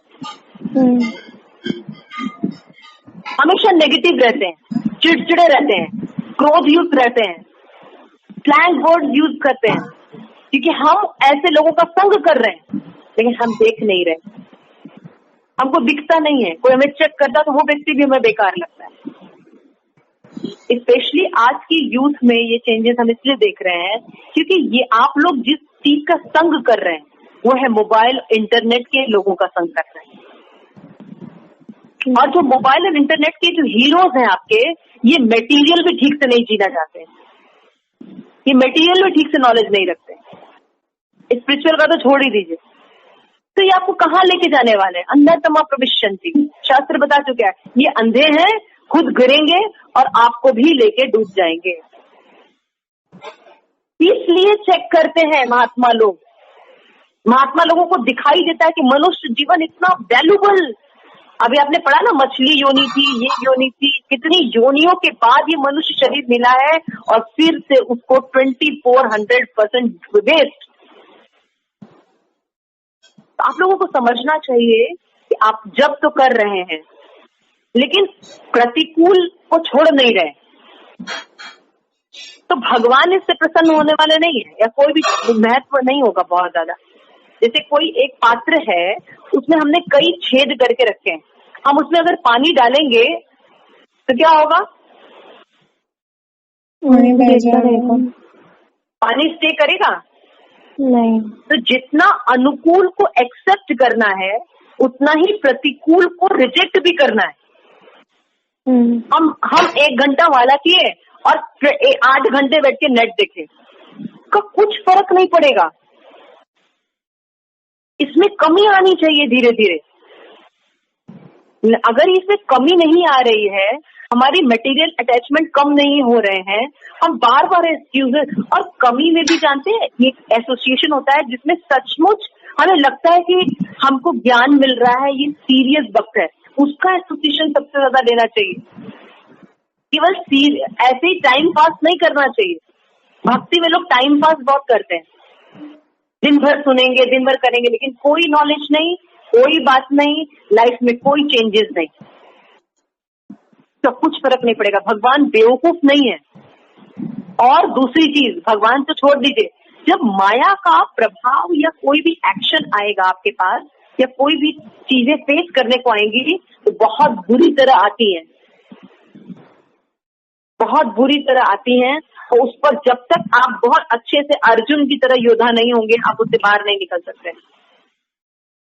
माया का जब प्रभाव पड़ता है तो इतनी बुरी तरह पड़ता है कि आप लोग सोच नहीं सकते। जैसे कि अभी आप जैसे कोरोना वायरस देख रहे हैं या महामारी, आप लोगों ने देखा नहीं है, हम लोगों ने तो देखा हुआ है। ये इतनी बुरी हालत होती है कि आप सोच भी नहीं सकते। उस समय आप भगवत भक्ति क्या बचाएंगे? नॉर्मल जीवन तो बचा लीजिए। जब तक कोई व्यक्ति स्टिक नहीं होगा, जब तक उसका शरणागति नहीं होगा, जब तक किसी व्यक्ति का रोज रोज रोज रोज साधना नहीं होगी, वो क्या कर पाएगा? माया के एक प्रहार से तुरंत फेल हो जाओगे। ये सब चीज समझना चाहिए। मैं शायद ज्यादा बोल रही हूँ, लेकिन ये सब चीजें ये ज्ञान बता रहा है। देखिए प्रभुपाद आपको सूक्ष्म शरीर, स्थूल शरीर, hypnotise, out of body experience, ये सब बता के आपको क्या बताना चाह रहे हैं कि शाश्वत ज्ञान की तरफ अपने आप को लगाइए। अपना 1 घंटा भी दीजिए, लेकिन बढ़िया दीजिए। माता जी, माता जी जैसे हम लोग ना, जैसे मैं अपना पर्सनल एक्सपीरियंस बता रही हूँ कि हम लोग जैसे मैं सोचती हूँ कि अब से मैं रोज रीडिंग किया करूंगी। तो माता जी जैसे एक हफ्ते तक या 1 महीने तक भी कंटिन्यू रहता है, फिर थोड़े थोड़े दिन में ऐसे होता है कि 2 दिन नहीं हुआ, 3 दिन नहीं हुआ। तो वो इसलिए होता है ना माता जी कि हम सीरियस नहीं है। सीरियस नहीं बेटा, देखो क्या होता है, जब शुरू करोगे तो विद्यार्थी जो लोग होते हैं वो कमजोर होते हैं, लेकिन जो आपके टीचर होते हैं वो मजबूत होते हैं। आपने किस टीचर का हाथ पकड़ा हुआ है? एसोसिएशन कर रहे हैं, वेरी इंपॉर्टेंट। एसोसिएशन का मतलब होता है खाली संग नहीं करना। एसोसिएशन का मतलब वो व्यक्ति का प्रभाव होना, वो व्यक्ति अच्छा लगना चाहिए, उस व्यक्ति की बातों का महत्व होना चाहिए, उस व्यक्ति जैसा बनने का हमारा इच्छा होना चाहिए। इसका मतलब होता है संग करना। वो जो व्यक्ति कहता है उसको करना चाहिए। तो हमें अच्छे भक्तों का जब हम संग करेंगे, हम संग कितना करते हैं, अपने जैसे का या अपने से थोड़े से इधर उधर का, हाँ जी, अच्छे लोगों का संग ही नहीं करते। तो जब हम बुरे भी रहे, हम थोड़ा सा फ्रैक्शन, जैसे आपने कोई कोर्स ज्वाइन किया होगा, आपको याद होगा, आपको स्विमिंग नहीं आता, ठीक है ना, बिल्कुल नहीं आता, लेकिन आपने एक अच्छा स्कूल ज्वाइन किया जिसमें स्विमिंग सिखाई जाती है, तो उसमें जो टीचर है वो बहुत अच्छा तैराक है, तो आप कैसे हो जाओगे, अच्छे स्विमर बन जाएंगे। अच्छे तैराक बनोगे ना, हाँ जी, क्योंकि आपका टीचर अच्छा है और आप उससे इन्फ्लुएंस्ड हो। अब उल्टा ले लो, आपको तैरना सीखना है, आपने सोचा अरे ये तो मेरा भाई सिखा देगा गंगा नदी में, को तो आता है, ठीक है। अब भाई कोच जैसा सीरियस होगा नहीं, और भाई का क्या कोच जैसा महत्व हम देते हैं? नहीं, 2 दिन बाद सिखाएगा, 3 दिन सिखाएगा, आज नहीं सिखाएगा, कल नहीं सिखाएगा, ना वो आपको इम्पोर्टेंट देने वाला, ना आप उसको इम्पोर्टेंट देने वाले हो। 1 महीने में क्या रिजल्ट होगा, आप सीखोगे? नहीं। समझ गए मतलब? हाँ जी, अगर आपको किसी भी चीज की कमी है, कोई भी आपको लगता है कि भाई मैं ये नहीं कर पा रही हूँ, मैं ये नहीं कर पा रही हूँ, मैं ये नहीं कर पा रही हूँ, देखो मेन तो 5 चीज बहुत इंपॉर्टेंट है। एक तो जैसे आप लोगों के लेवल के लिए, बच्चों के लिए मैं हमेशा कहती हूँ 3 चीज पकड़ के रखो, एक है नाम, और दूसरा है सेवा, और तीसरा है अपना रीडिंग। तुम लोग के लिए और बहुत चीजें करने की जरूरत नहीं। अगर किसी को ये 3 एसोसिएशन अच्छा मिल जाता है, वो बाकी 5 कर लेगा, जो बाकी 5 कर लेता है वो बाकी 64 कर लेगा। ये 64 अंग रूप गोस्वामी ने बताया। This is the way to go, but teacher should be solid, और ये बहुत मुश्किल। Spiritual teacher is very rare, very rare. ब्रह्मांड भ्रमिते कौन भाग्यवान है। भगवद गीता में भगवान ने कहा है, बहुना नाम जन्मनानंते ज्ञानवान मां प्रपद्यन्ते। बहुत करोड़ों जन्मों के बाद कोई ज्ञानी मिलेगा, उसमें भक्त तो बहुत दुर्लभ होगा। You have to understand this thing. You have to understand this thing. And that's why मैं आप लोगों को बोलती हूँ कि ऐसे टीचर को ढूंढो कि जो इन चीजों में स्ट्रिक्ट रहते हैं, स्ट्रिक्ट पालन करते हैं, वो आपको स्ट्रिक्ट रखेंगे। उसके लिए डेली संग करने की जरूरत नहीं है, लेकिन उनकी बातों को फॉलो करने की जरूरत है, क्योंकि ऑलरेडी वो इस तरह का सिस्टम बना के रखेंगे। 2 दिन भी वो अपना पर्सनल एसोसिएशन देंगे, लेकिन आपको ऐसा सिस्टम में रखेंगे कि आप फटाफट बन जाओगे, तो चीज स्टडी हो जाएगी। ठीक है, तो आप लोग भी ऐसे ढूंढो, आप लोग को जो स्पिरिचुअल मिले, और भगवान से प्रे करो कि भगवान मुझे एक अच्छा स्पिरिचुअल गाइडेंस मिले। जब तक नहीं मिल रहा तब तक थोड़ा बहुत मेरा भी कभी कभी आप लोग देख सकते हो, बुक रीडिंग वगैरह, और अच्छा संग मिले तो आप लोग अच्छी जगह चले जाओ, कोई दिक्कत नहीं, ठीक है ना। तो इस तरह से होना चाहिए। तो आगे चले हम, तो ये बात समझ में आई थी आप लोगों को कि सूक्ष्म शरीर यही बॉडी के आउट ऑफ जो एक्सपीरियंस करता है वो क्या, कौन करता है? सूक्ष्म शरीर करता है, आत्मा। हाँ, सूक्ष्म शरीर और आत्मा साथ में रहते हैं, बॉडी स्थूल शरीर नहीं रहता, और मृत्यु के समय यही परमानेंट हो जाता है। आत्मा वापस लौट के बॉडी में नहीं आ पाती, समझ में आ रहा है? इसको मृत्यु कहते हैं। तो ऐसे कई एक्सपीरियंस शेयर किए हैं। तो प्रभुपाद यहाँ पे बता रहे हैं कि मन तथा आत्मा शरीर के पृथक अस्तित्व के बारे में शरीर बाह्य अनुभव के अनेक साक्ष्य, आउट ऑफ बॉडी एक्सपीरियंस, बहुत से ऐसे एग्जाम्पल हैं। तो एक एग्जाम्पल को यहाँ पे शेयर किया जा रहा है कि पुनर्जन्म पर अनेक लोकप्रिय पुस्तकें रखी गई, मतलब री incarnation, the real out of body experience. इसमें बताया गया है कि OBE यानी आउट ऑफ बॉडी एक्सपीरियंस को साइकोलॉजी में बोलते हैं OBE, इसको आप लोग नोट कर सकते हैं कि शॉर्ट में OBE और छोटा सा X लिखा जाता है। ये हो सकता है साइंटिस्ट के लिए या साइकोलॉजिस्ट के लिए ये नया विषय हो, लेकिन वैदिक साहित्य के लिए, सनातन धर्म में जो ज्ञान है उसके लिए नया नॉलेज नहीं। श्रील प्रभुपाद बताते हैं कि जिससे व्यक्ति अपने पुनर्जन्म, अपना अन्य पिछले जन्म को विवरण का स्मरण करके बताया गया। एक पुस्तक है, का नाम है, लिखा है हिंदी में, लिखा है ना, the search for Bridey Mercy, Bridey Mercy English में।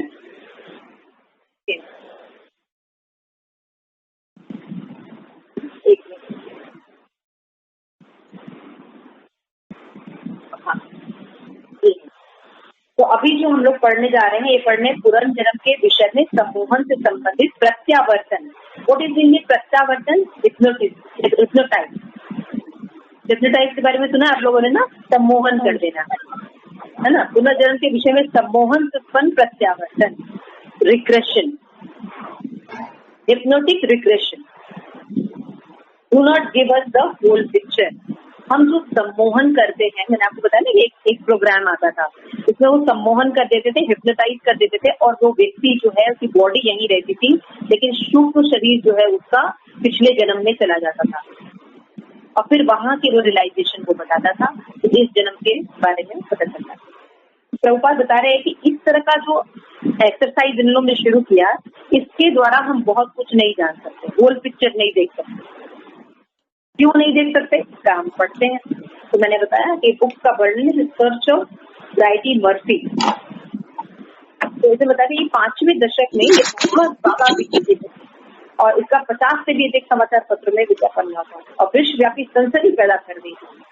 इस पुस्तक में बुक में प्रोटोटाइप और जनरेशन, प्रोटोटाइप हो गया। Such book still enjoy a modicum of popularity today, but this literature about reincarnation only skim the surface। केवल इस तरह का जो बातें बता के पुनर्जन्म को सिद्ध करने की कोशिश की जा रही है, इसमें हम पूर्ण ज्ञान नहीं ले सकते। भगवत गीता पढ़ने पर हमें पूर्ण ज्ञान मिलता है। देखिए प्रभुपाद आपको कितना साइंटिफिकली एक्सप्लेन कर रहे हैं, आपको सीधे भगवत गीता नहीं बता रहे हैं, आपको बाकी सारे लोगों से इंट्रोड्यूस कराने के बाद आपके सामने भगवत गीता का ज्ञान रखेंगे और आपको चूज करने को कहेंगे कि अब बताइए कौन सा ज्ञान पूर्ण है। इस तरह से जब आप भगवत गीता को सेलेक्ट करेंगे, तब आपको भगवत गीता के इम्पोर्टेंस और भगवान का इम्पोर्टेंस समझ में आएगा। समझ में आ रहा है?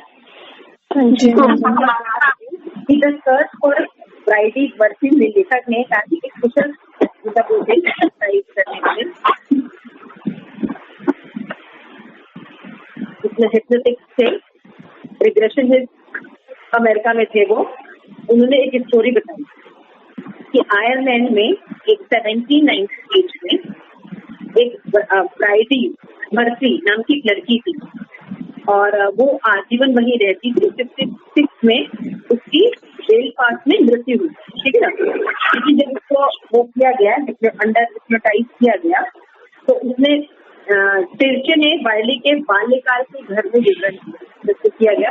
उसको अपना बचपन का घर याद आ रहा था, संबंधी याद आ रहे थे, और बीते हुए जीवन में उससे विवरण वस्तु थे। पुस्तक में बताया गया कि मृत्यु के पश्चात बायली ने आध्यात्मिक लोक में प्रवेश किया, और उसके बाद उसका फिर से जन्म हुआ, और वहाँ दोबारा जन्म कहाँ हुआ? वर्जीनिया में। वर्जीनिया के 1923 में अमेरिका में पुनर्जन्म। पहले वो 1798 में थी, उसका पुनर्जन्म कब हुआ? 1923 में। अब वो श्रीमती टिंडे ने ब्राइडी मर्फी के बारे में जो जानकारी दी, समझ रहे मतलब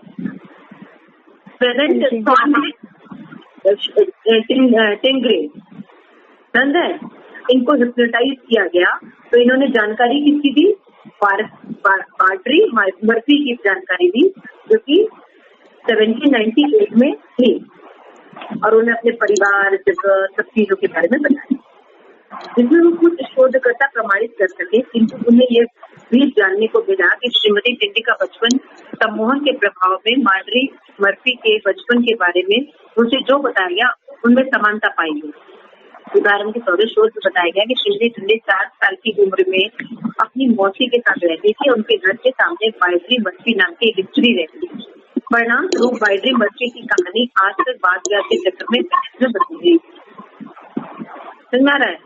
प्रभुपाद ने क्या कहा?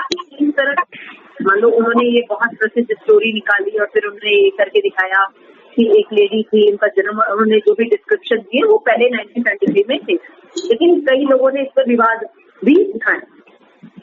प्रभुपाद ने तो पहले ही कहा कि इस थ्योरी के द्वारा, यानी हिप्नोटाइज रिग्रेशन के द्वारा, हम री इनकारनेशन का होल पिक्चर नहीं देख सकते। समझ आ रहा मतलब? जी माता जी। किसी का कोई प्रश्न है? माता जी स्टोरी अच्छे से समझ नहीं आ रही। अभी स्टोरी ये है कि मान लीजिए प्रेजेंट में एक इंद्रे नाम की एक लेडी थी वर्जीनिया, है ना, उनको हिप्नोटाइज किया गया। उनको जब हिप्नोटाइज किया गया तो उन्होंने बताया कि 1798 में उनका नाम था बाइटरी मर्फी, लड़की थी और वो कहाँ रहती थी, बेलक्राफ्ट रहती थी ना, और 66 एज तक थी बेलक्राफ्ट में, और उसके बाद उनकी मृत्यु हुई थी। तो उन्होंने अपने संबंधियों के बारे में बताया के बारे में। तो डॉक्टर्स ने या जो भी लोगों ने रिसर्च किया कि क्या 1793 में इस तरह का कोई है क्या, तो उन्होंने पाया हाँ ऐसा घर था, ऐसा परिवार था, ऐसे लोग थे। तो उन्होंने टेट्रे में जो भी क्या होता है बताया था डिस्क्रिप्शन में, बहुत से डिस्क्रिप्शन जो थे वो सही थे। देखो वो 1923 में इधर है और बात वो बता रही है 1798, कितनी शताब्दी पहले की बात है। इतना इजी नहीं है ना गेस करना, उस समय की टेक्नोलॉजी भी नहीं थी तो गेस करना मुश्किल था। लेकिन फिर भी देखा गया कि काफी बातें सही थी, लेकिन काफी बातें विवाद में भी थी। तो इस तरह से तो प्रभुपाद ने तो पहले ही कह दिया कि जो हिप्नोटाइज करके हम पुनर्जन्म के पूरी पिक्चर दिखाने की कोशिश करें कि पुनर्जन्म होता है या उसका क्या थ्योरी है, तो हम इसको पूरा पता नहीं लगा सकते। ठीक है, किसको पढ़ना है थोड़ा पढ़े, इसके और इसके समान दूसरी अनेक घटनाएं। अभी समझ में आ रहा है? हाँ जी ये अमृता आप पढ़ो। माता जी मैं रीड नहीं कर रही, मैं खाली सुन रही हूँ। अच्छा ठीक है, किसकी, यशिका की बारी है? मैं पढ़ रही माता जी। ठीक है जरूर पढ़े।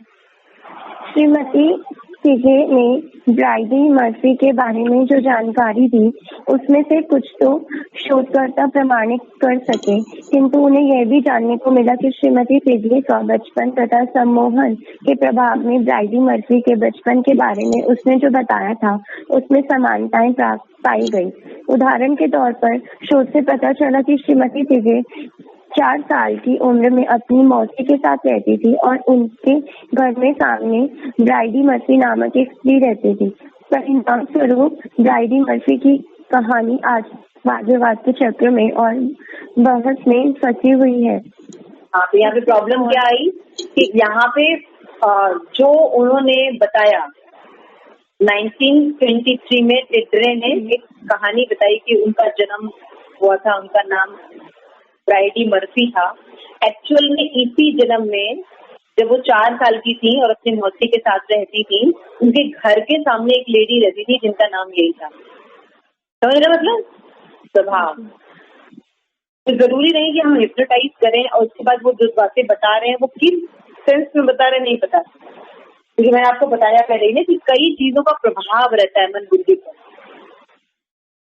ठीक है, इससे और इसके समान दूसरी अनेक घटनाओं से हम समझ सकते हैं कि पूर्व जीवन की स्मृति के बहुत से विस्तृत निरूपण उस व्यक्ति के बचपन की घटनाओं में से लिए हुए हो सकते हैं। ऐसी घटनाओं का अध्ययन हम लोग ने भी डिस्कस किया था ना, हम लोग ने भी डिस्कस किया था कि हम अपने बचपन में, आपको बताया अपनी बात कि हम अपने पहले के घर के बारे में स्वप्न देखते हैं और यहाँ के नए लोगों को उनके साथ देखते हैं। तो ऐसा हो सकता है, तो हो सकता है जो टेट्रे थी इनके साथ भी ऐसा हो कि जब वो बता रही हो कि वो पुनर्जन्म का उनको लोग सोच रहे हो, तो हो सकता है उनके बचपन का एक्सपीरियंस हो। समझ गए आप? समझ रहे? मतलब आप जब हिप्नोटाइज करके अपनी थ्योरी या कोई भी चीज बताते हैं तो इसमें ये नहीं जरूरी है कि जो व्यक्ति अपना एक्सपीरियंस बता रहा है वो एक्सपीरियंस टोटली पुनर्जन्म हो, वो एक्सपीरियंस के बचपन का भी हो सकता है। समझ रहे हैं? क्योंकि मन बुद्धि पर जिसका प्रभाव रहेगा वो बताते हैं, इसलिए बताने पर ये हम जो थ्योरी है पुनर्जन्म रिकार्नेशन, ये हम अच्छे से नहीं प्रमाणित कर पाएंगे।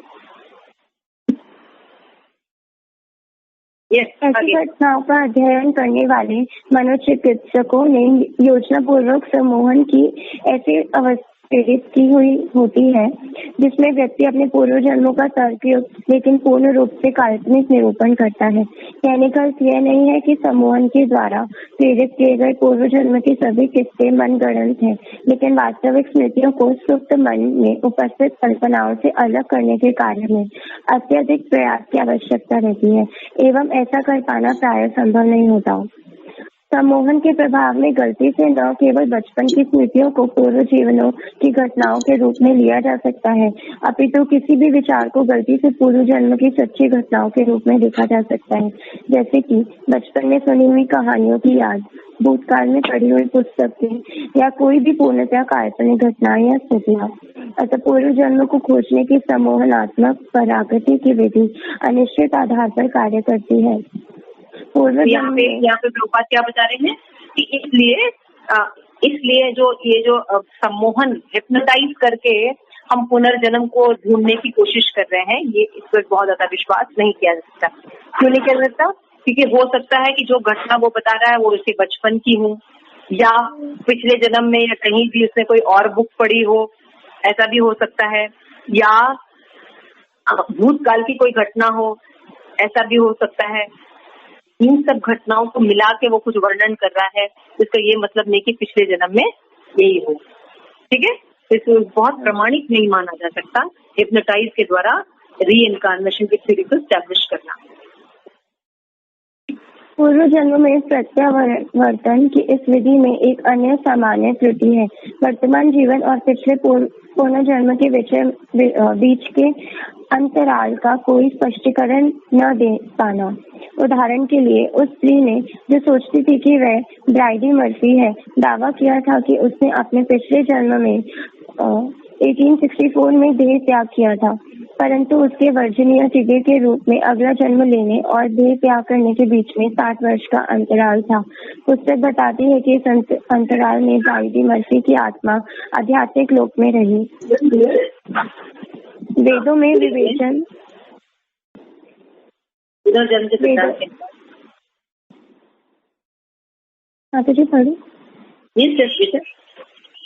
वेदों में विवेचित पुनर्जन्म के सिद्धांत के अनुसार हम जानते हैं कि ऐसा बिल्कुल असंभव है। पुनर्जन्म की वास्तविक प्रक्रिया यह है कि आत्मा मृत्यु के समय भौतिक शरीर छोड़ने के बाद इस ब्रह्मांड अथवा किसी दूसरे ब्रह्मांड में जीवन की किसी योनि के गर्भ में प्रवेश कर जाता है, जो कर्म के अटल नियमों द्वारा निर्धारित तथा प्रकृति द्वारा व्यवस्था से निर्देशित होता है। मृत्यु के पश्चात देह रहित आत्मा भौतिक शरीर के द्वारा प्रस्तुत किसी बाधा के बिना मनोगति से यात्रा कर सकता है। अतएव एक शरीर के छोड़ने और दूसरे शरीर के ग्रहण करने के बीच नगण्य समय लगता है। केवल पूर्ण रूपेण स्वरूप सिद्ध आत्माएं ही आध्यात्मिक लोक प्राप्त कर सकते हैं, जो पुनर्जन्म चक्र से परे है। भौतिक जीवन से पूर्णतः बद्ध साधारण जीवात्मा के लिए यह संभव नहीं है, तथापि हर एक आत्मा के लिए आध्यात्मिक जगत में जाने की संभावना है। इसके लिए कुछ आध्यात्मिक साधना का अभ्यास करना आवश्यक है, जिससे यह संभव बनता है। भगवान श्री कृष्ण ने भगवद गीता में व्याख्या की है, जन्म कर्म च में दिव्यमेव यो वेति तत्वतः त्यक्त्वा देहम पुनर्जन्म नैति मामेति सो अर्जुन। हे अर्जुन, जो मेरे आविर्भाव तथा कर्मों की दिव्य प्रकृति को जानता है, वह इस शरीर को छोड़ने पर इस संसार में पुनर्जन्म नहीं लेता, अपितु मेरे सनातन धाम को प्राप्त होता है। परंतु भगवान आगे कहते हैं कि केवल वे महात्मा ही जो भक्ति में योगी है, दुखों से भरे इस क्षण भंगुर संसार में लौट कर नहीं आते, क्योंकि उन्होंने सर्वोच्च सिद्धि प्राप्त कर ली होती है। कर्म और पुनर्जन्म के नियम इतनी निपुणता से व्यवस्थित हैं कि जब प्रत्येक भौतिक शरीर मरता है तो प्रकृति ने पहले से ही व्यवस्था की होती है कि दिवंगत आत्मा 100% अपने संचित कर्मों के अनुरूप दूसरे उपयुक्त भौतिक शरीर में प्रवेश कर सके और नया जन्म ले सके। यम यम वापि स्मरण भावम त्यजन्तेव कलेवरम तम तम वैति कौन्तेय सदा तद्भाव भावितम्। जिस भाव को स्मरण करते हुए व्यक्ति अपना शरीर छोड़ता है, उसी स्थिति को निश्चित रूप से वह प्राप्त करेगा। स्वरूप सिद्ध जीवात्मा सनातन आध्यात्मिक लोक में प्रवेश करने के पश्चात निश्चित ही जन्म मृत्यु जरा व्याधि के इस अस्थायी भौतिक जगत में पुनः प्रवेश करने की कोई अनिवार्यता नहीं होगी या उसे इच्छा नहीं रहेगी।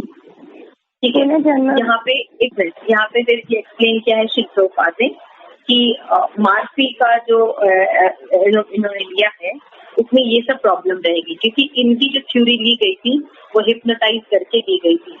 तो देह त्याग के बीच जैसे मैंने बताया कि 1964 में उनका देह त्याग हुआ, उनका जन्म कितना पहले हुआ था, तो इस अंतराल में भी काफी चेंजेस आए होंगे, कई चीजों का प्रभाव पड़ा होगा। उन्होंने जो अपनी हिप्नोटाइज के बाद जो थ्योरी बताई है, जो कहानी बताई है, उसमें कई चीजों का प्रभाव हो सकता है।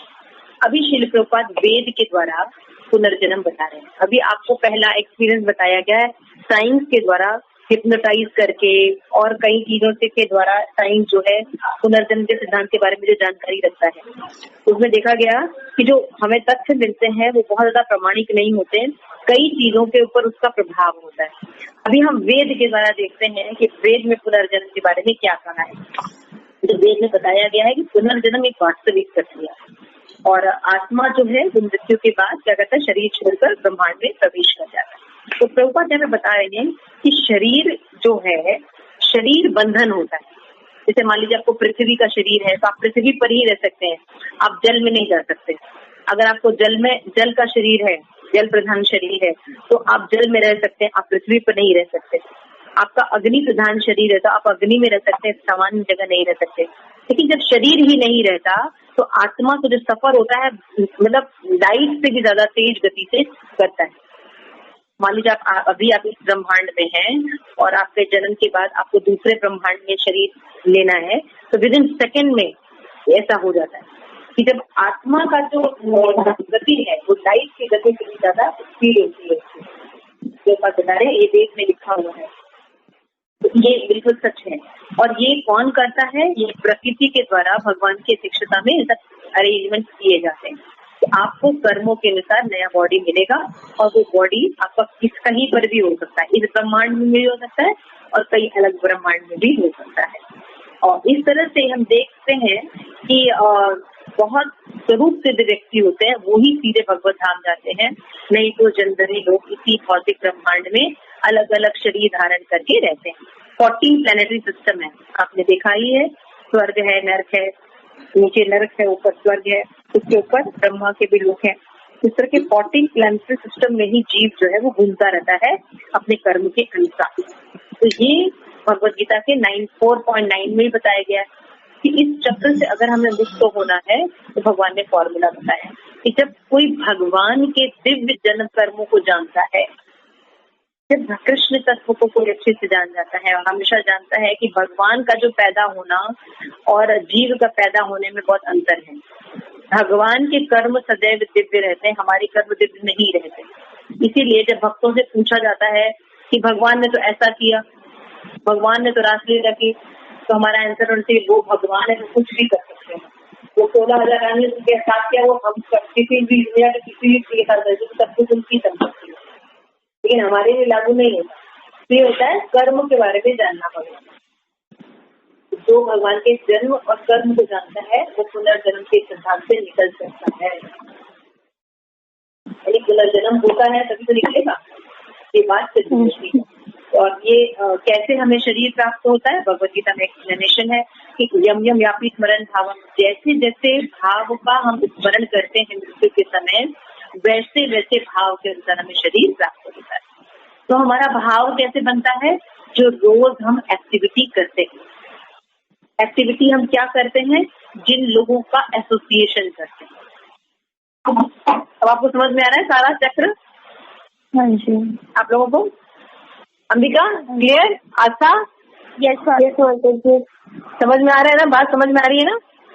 कैसे देखिए घुमा फिरा के प्रभुपाद आपको ले आए और अब वेद की बात आपने सुनी। अब बताइए साइंटिफिक लग रही है कि नहीं लग रही है आपको? हाँ जी। आपने ऊपर साइंस की भी बात देखी और उससे देखा कई क्लासेस हैं, लेकिन आप जो भगवत गीता की जो 2 बातें आप पढ़ती हैं उसमें क्लासेस नजर आ रहे हैं आपको? नहीं नजर आएंगे। क्यों? क्योंकि ऐसा होता है। तो यहाँ पे कितनी बारीकी से भगवान ने सब कुछ बताया है, इसलिए हमें विश्वास करना चाहिए, श्रद्धा होनी चाहिए कि भगवान जो कह रहे हैं ऐसा ही होता है। तो पुनर्जन्म विषय ये आस्था आप पढ़ो बेटा। माता जी क्वेश्चन पूछना है। हाँ ओके, इसको लास्ट में ले लेंगे बेटा क्वेश्चन, थोड़ा पढ़ लें हम लोग, ठीक है। ओके ये आस्था।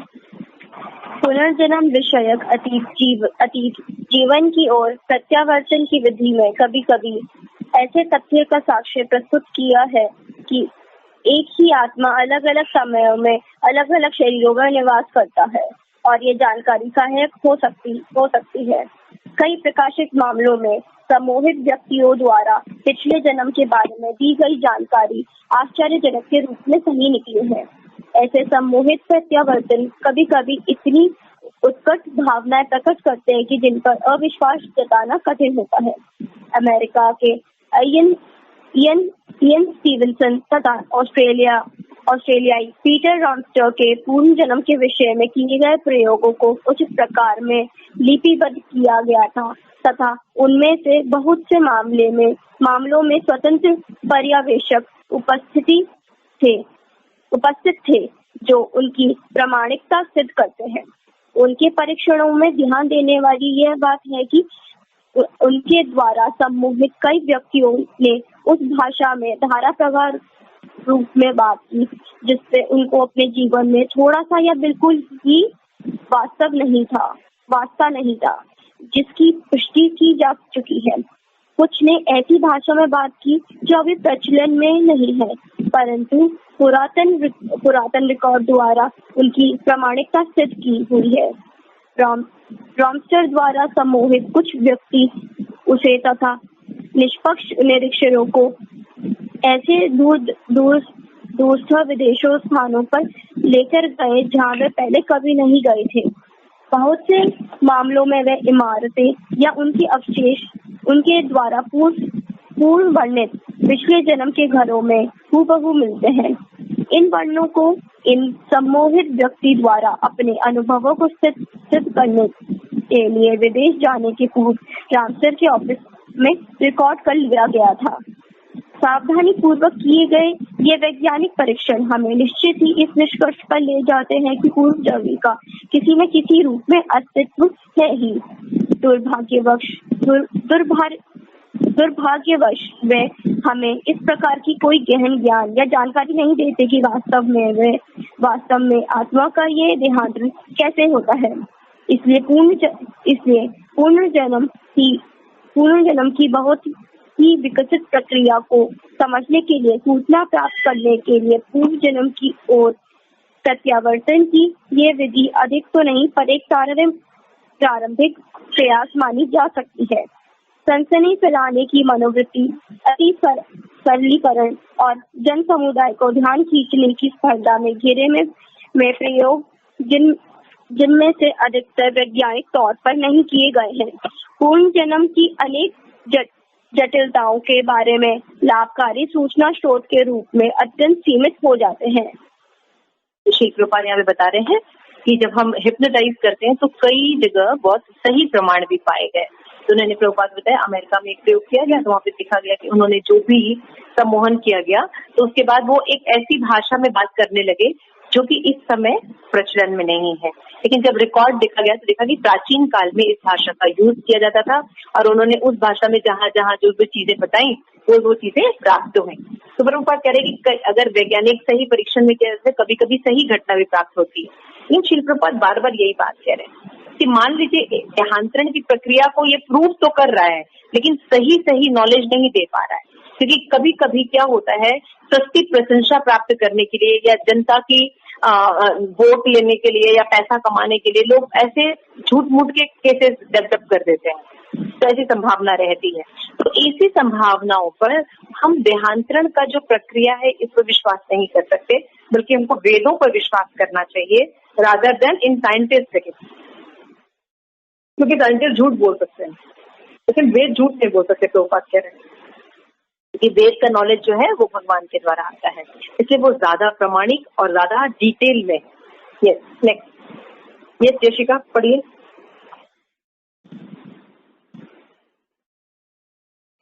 पुनर्जन्म के बारे में एक अन्य लोक प्रचलित मिथ्या धारणा ये है एक बार मानव सदा मानव।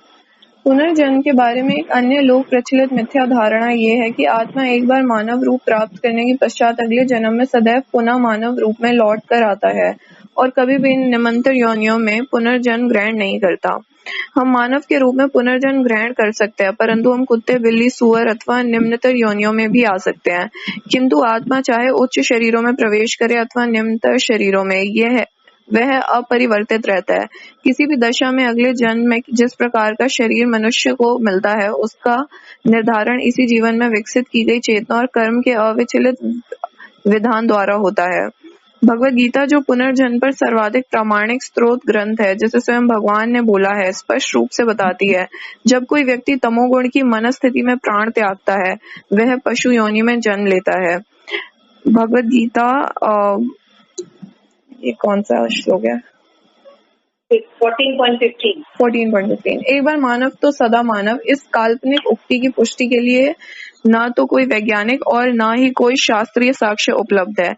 यह उक्ति पुनर्जन्म विषयक सच्चे सिद्धांतों के विरुद्ध है, वह सिद्धांत जिनको अनादिकाल से करोड़ों लोगों ने समझा और इसे मानते आए हैं।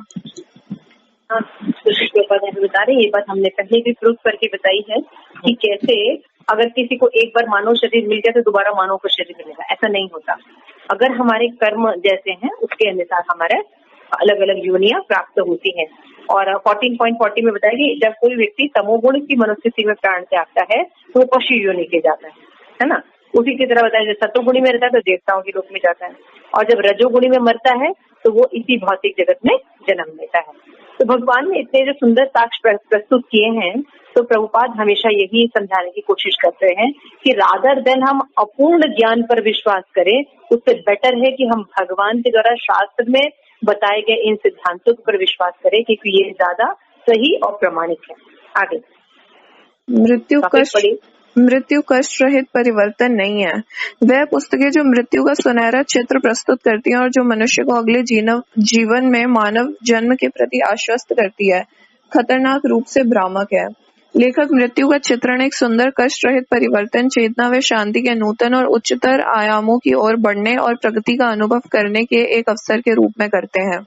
पुनर्जन्म के बहुत से नवीन सिद्धांतकार हमें ये विश्वास दिलाना चाहते हैं कि महानिद्रा के संक्षिप्त समय के पश्चात हम एक गर्म तैरती बहती हलचल का अनुभव करेंगे, जब आत्मा अपने अगले मानव शरीर को ग्रहण करने की ओर धीरे धीरे अग्रसर होगा। तब हमें बताया जाता है कि हम आरामदायक मानव गर्भ में प्रवेश करते हैं, जहां हम बाहर के निर्दय तत्वों से सुरक्षित आराम के साथ उस समय तक सिकुड़े पड़े रहते हैं जब तक हम अंततः अपनी माता के संरक्षण से अपने आप को मुक्त करके बाहर नहीं आ जाते। यह सब सुनने में बहुत ही आश्चर्यजनक लगता है, परंतु कटु सत्य ये है कि जन्म और मृत्यु घृणास्पद और पीड़ादायक अनुभव है। महान संत कपिल मुनि मृत्यु की सच्ची अनुभूति के विषय में अपनी माता को बताते हैं। उस रुग्ण दशा में भीतर से वायु के दबाव के कारण आंखें बाहर निकल आती हैं और उसकी ग्रंथियां कफ से भर जाती हैं। उसे सांस लेने में कठिनाई होती है और कंठ में खरखराहट की ध्वनि होती है। वह अत्यंत दयनीय अवस्था में असही पीड़ा के साथ और चेतना रहित होकर मरता है। आत्मा शरीर में रहने का इतना अभ्यस्त हो जाता है कि मृत्यु के क्षण में प्रकृति के नियम इसे बलपूर्वक बाहर निकालने को विवश करते हैं। जैसे कोई भी व्यक्ति नहीं चाहता कि उसे अपने घर से बलपूर्वक बाहर निकाल दिया जाए, स्वाभाविक रूप से आत्मा भी भौतिक शरीर से बाहर निकाले जाने का विरोध करता है। शूद्र से शूद्र कीट भी मृत्यु से बचने के लिए जब इनके जीवन को खतरा पैदा हो जाता है, बड़ा ही आश्चर्यजनक योग्यताओं और कौशल का प्रदर्शन करते हैं। परंतु जिस प्रकार मृत्यु प्रत्येक जीव के लिए अटल है, उसी प्रकार इससे संबद्ध भय और कष्ट भी अनिवार्य है। वैदिक शास्त्रों से हमें पता चलता है कि केवल आत्म सिद्ध मुक्त आत्माएं ही बिना परेशानी के मृत्यु का अनुभव करने की शक्ति रखते हैं। यह इसलिए संभव है क्योंकि ऐसे अत्यंत उन्नत व्यक्ति अपने अस्थायी शरीरों के प्रति पूरी तरह अनासक्त रहते हैं। उस ज्ञान में दृढ़ होकर भी वह आत्मा है जिसका भौतिक शरीरों से स्वतंत्र, शाश्वत तथा अभौतिक अस्तित्व है। ऐसे महात्मा निरंतर आध्यात्मिक आनंद की स्थिति में रहते हैं और वह मृत्युकालीन शारीरिक वेदनाओं और परिवर्तनों से विचलित नहीं होते। परंतु भौतिक जगत में जन्म लेना भी पिकनिक जैसा नहीं समझा जाना चाहिए। महीनों तक मानव भ्रूण गर्भ के अंधकार में सिकुड़ा पड़ा रहता है, कठोर कलेश सहता है, माँ के पेट की औदरिक आग से झुलसता है, अचानक हलचलों से निरंतर उछाल खाता है और एक थैले या गर्भाशय के तंग स्थान में जो उसके शरीर को गर्भ में घेरे रहता है लगातार दबावों को सहता है। यह कठोर संकुचित थैली बालक की पीठ को सदा कमान की तरह मुड़ा रहने की विवश करती है। इसके अलावा अजन्मा बालक भूख प्यास से सताया जाता है और उदर में निवास करने वाले भूखे कृमि बारंबार उसके सारे शरीर को काटते रहते हैं। वेद बताते हैं कि जन्म इतना कलेशप्रद होता है कि वह प्रक्रिया पूर्व जन्म की किसी भी स्मृति को यदि कोई शेष बची हो मिटा देती है। वैदिक शास्त्र व्याख्या करते हैं कि मानव जन्म बहुत ही दुर्लभ है। दूसरे शब्दों में भौतिक जगत में अधिकतर जीवों ने अमानवीय रूप ग्रहण किए हैं। यह तब होता है जब आत्मा मानव जीवन के लक्ष्य अर्थात आत्म साक्षात्कार को त्याग कर पशु वृत्तियों में उलझ जाता है। माता जी आगे पढ़ना है। ये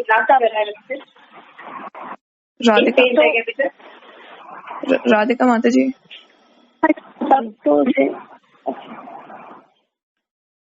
तब तो उसे अगला जन्म पशु अथवा आस्था पढ़ ले आपने।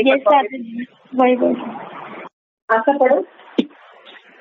तब तो उसे अगला जन्म पशु अथवा पक्षु से भी निम्नतर योनियों में लेना पड़ता है।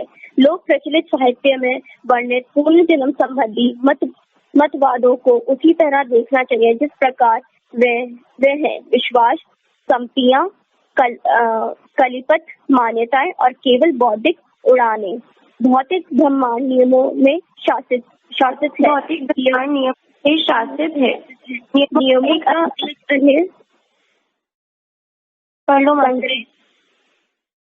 भौतिक ब्रह्मांड नियमों से शासित है। नियमों का एक अन्य संग्रह सूक्ष्म ब्रह्मांड को संचालित करता है जिसमें आत्मा के देहांतरण और कर्म के नियम शामिल है। भगवत गीता और अनेक अन्य वैदिक साहित्य में वर्णित किए गए प्रकृति के इन सूक्ष्म किंतु कठोर नियमों के अधीन ही पूर्व जन्म की वास्तविक प्रक्रिया कार्य करती है। ये नियम यूं ही कपोल कल्पना द्वारा अस्तित्व में नहीं आए, बल्कि ये परम नियंता भगवान श्री कृष्ण के अधीन काम करते हैं, जिन्होंने गीता में इसकी पुष्टि की है। भौतिक प्रकृति मेरे अधीन रहकर कार्य करती है। इसके नियम के अंतर्गत सृष्टि बारंबार प्रकट होती है और इसका प्रलय भी होता है। पूर्ण जन्म के संबंध में मनभावन विचारधाराएं विनोदपूर्ण और चित्ताकर्षक हो सकती हैं, परंतु हमारी नियति इतनी महत्वपूर्ण है कि इन बचकाना अत्यंत सरलीकृत त्रुटिपूर्ण और भ्रामक चिंतनों पर हमें विश्वास और श्रद्धा नहीं कर सकते, चाहे वे कितने ही आकर्षक प्रतीत क्यों न हो। इसके विपरीत वैदिक साहित्य ने हजारों वर्ष तक पुनर्जन्म विज्ञान के विषय में व्यवहारिक, संपूर्ण और उपयोगी ज्ञान प्रदान किया है। बुद्धिमान लोगों के लिए यही बुद्धिमत्ता शनै शनै चेतना की उच्चतर अव्यवस्थाओं की ओर आगे बढ़ना संभव बना सकती है और अंत में जन्म मृत्यु के अंतहीन चक्र से पूरी तरह बचा सकती है। यही मानव जीवन का सच्चा लक्ष्य है। ठीक है, तो यहाँ पे हम पढ़ते हैं। शिवपा ने बताया कि मृत्यु जो है कष्ट रहित परिवर्तन नहीं। जनरली आप लोगों ने सुना होगा, किसी की मृत्यु होती है तो बोलते हैं अरे वो पता ही नहीं चला कब मर गए, बड़े आराम से मरे, है ना। बिल्कुल बस बैठे हुए थे, खाना खाया किया, ऊपर गए और बस उनकी मृत्यु हो गई, पता ही नहीं चला। बहुत अच्छी मृत्यु हुई उनकी। आपने जनरली ये स्टेटमेंट सुने होंगे, राइट?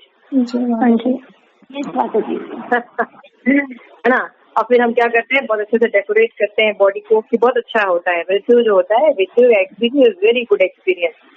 और फिर ऐसे कुछ साक्ष्य भी प्रेजेंट किए जाते हैं, जैसे कोई फिल्मी स्टार बनते हैं, इतना सम्मेलन किया जाता है, लोग कहते हैं हम भी मर जाएं, वेरी गुड एक्सपीरियंस, हम भी फेमस हो जाएंगे। तो उसका देखिए देखिए और भी लोग सुसाइड करने लगते हैं, है ना। तो लेकिन जब वो सुसाइड करते हैं तो उनसे पूछो कि उनके साथ क्या होता है। तो प्रभुपाद बताते हैं कि अगर ये जो ग्रंथ हैं और ये जो हमारी जो बुक्स हैं, इस तरह से जो प्रचार करते हैं, ये बहुत ही ज्यादा भयानक प्रचार है और भ्रामक प्रचार है। क्यों? क्योंकि जो जन्म है और मृत्यु है ये दोनों बहुत ही ज्यादा कष्टकारी होते हैं। It is not easy. तो वो सब प्रभुपाद ने बताया है कि बहुत रुग्ण अवस्था होती है, बहुत हालत खराब होती है, बच्चा उल्टा लटका रहता है, लैट्रिन बाथरूम में रहता है, हाथ पैर बंधे रहते हैं, शरीर में काटता रहता है लेकिन कुछ बोल नहीं सकता, सांस नहीं ले सकता, मरा पड़ा रहता है और मल मूत्र में रहता है, दिन भर भूख रहता है। इस तरह से उसको सब चीजें काटती है करती है। माँ जो होती है पिक्चर में दिखाते हैं, हाँ जब प्रेग्नेंट है तो खट्टा खाओ, वो जितना खट्टा और मिर्च खाती है उतना ही उस बच्चे का वो कीड़े काटते हैं, खट्टे और मीठे से। इसलिए प्रसव अवस्था में कहा जाता है भगवान का नाम लीजिए, भगवान के ग्रंथ पढ़िए और भगवत प्रसाद खाइए, लाइट प्रसाद खाइए। तो ये सब हम लोग सुनते नहीं, हम लोग सोचते नहीं, हम तो मॉडर्न हैं, हम तो बाहर से पिज्जा बर्गर और नॉनवेज खाएंगे। उस बच्चे की हालत बहुत खराब हो जाती है और तड़पता हुआ वो पैदा होता है। प्रभुपाद कह रहे हैं, प्रभुपाद कहते हैं पिकनिक जैसा नहीं है, पिकनिक जैसा नहीं है गर्भ, बल्कि बहुत भयानक। शास्त्र में कपिल मुनि ने श्रीमद् भागवतम में एक्सप्लेन किया 3rd कैंटो में, कितना विभत्स है जन्म भी और बहुत विभत्स है मृत्यु भी। शरीर त्याग हम नहीं करना चाहते, जबरदस्ती हमें निकाला जाता है शरीर से, है ना। बहुत कष्ट होता है, बहुत कष्ट होता है, बहुत तरह के कष्ट होते हैं। हम छोड़ना नहीं चाहते, हमें मार मार के यमदूत निकालते हैं, मार मार के करते हैं, बहुत तरह के टॉर्चर करते हैं, तब जाके ये शरीर हम छोड़ते हैं, निकालते हैं, घसीटते पीटते मारते जाते हैं। फिर हमें दूसरा शरीर मिलता है, उसके बाद कष्ट मिलता है क्योंकि इतने पाप किए होते हैं। इस तरह से सारा वैदिक साहित्य में पूरा बताया गया है। लेकिन हमको क्या करना चाहिए? विश्वास करना चाहिए। श्री प्रभुपाद कह रहे हैं, प्रभुपाद कहते हैं 9.10 में बताया गया कि भौतिक प्रकृति मेरे अधीन, मया अध्यक्षेण प्रकृति। भगवान ने साफ साफ कहा है कि सारी अरेंजमेंट जो होती है ये प्रकृति के द्वारा की जाती है और ये प्रकृति जो है मेरी अध्यक्षता में काम करती है। यहाँ पे मेरी कौन है भगवत गीता में? भगवान श्री कृष्ण। तो Krishna is the supreme personality of godhead और उनकी शक्ति है माया, और माया के अंडर में ये सारे काम होते हैं। किसी को जन्म देना, दूसरा शरीर प्रदान करना, उनके कर्मों को दंडित करना, ये सब प्रकृति के द्वारा सारे अरेंजमेंट होते हैं। इसी तरह बताते हैं कि कई साक्ष्य होते हैं हमारे कर्मों के, है ना। सूर्य होते हैं, चंद्रमा होते हैं, ऐसे कई साक्ष्य होते हैं और अंत में परमात्मा जो हृदय में हमारे साथ रहते हैं।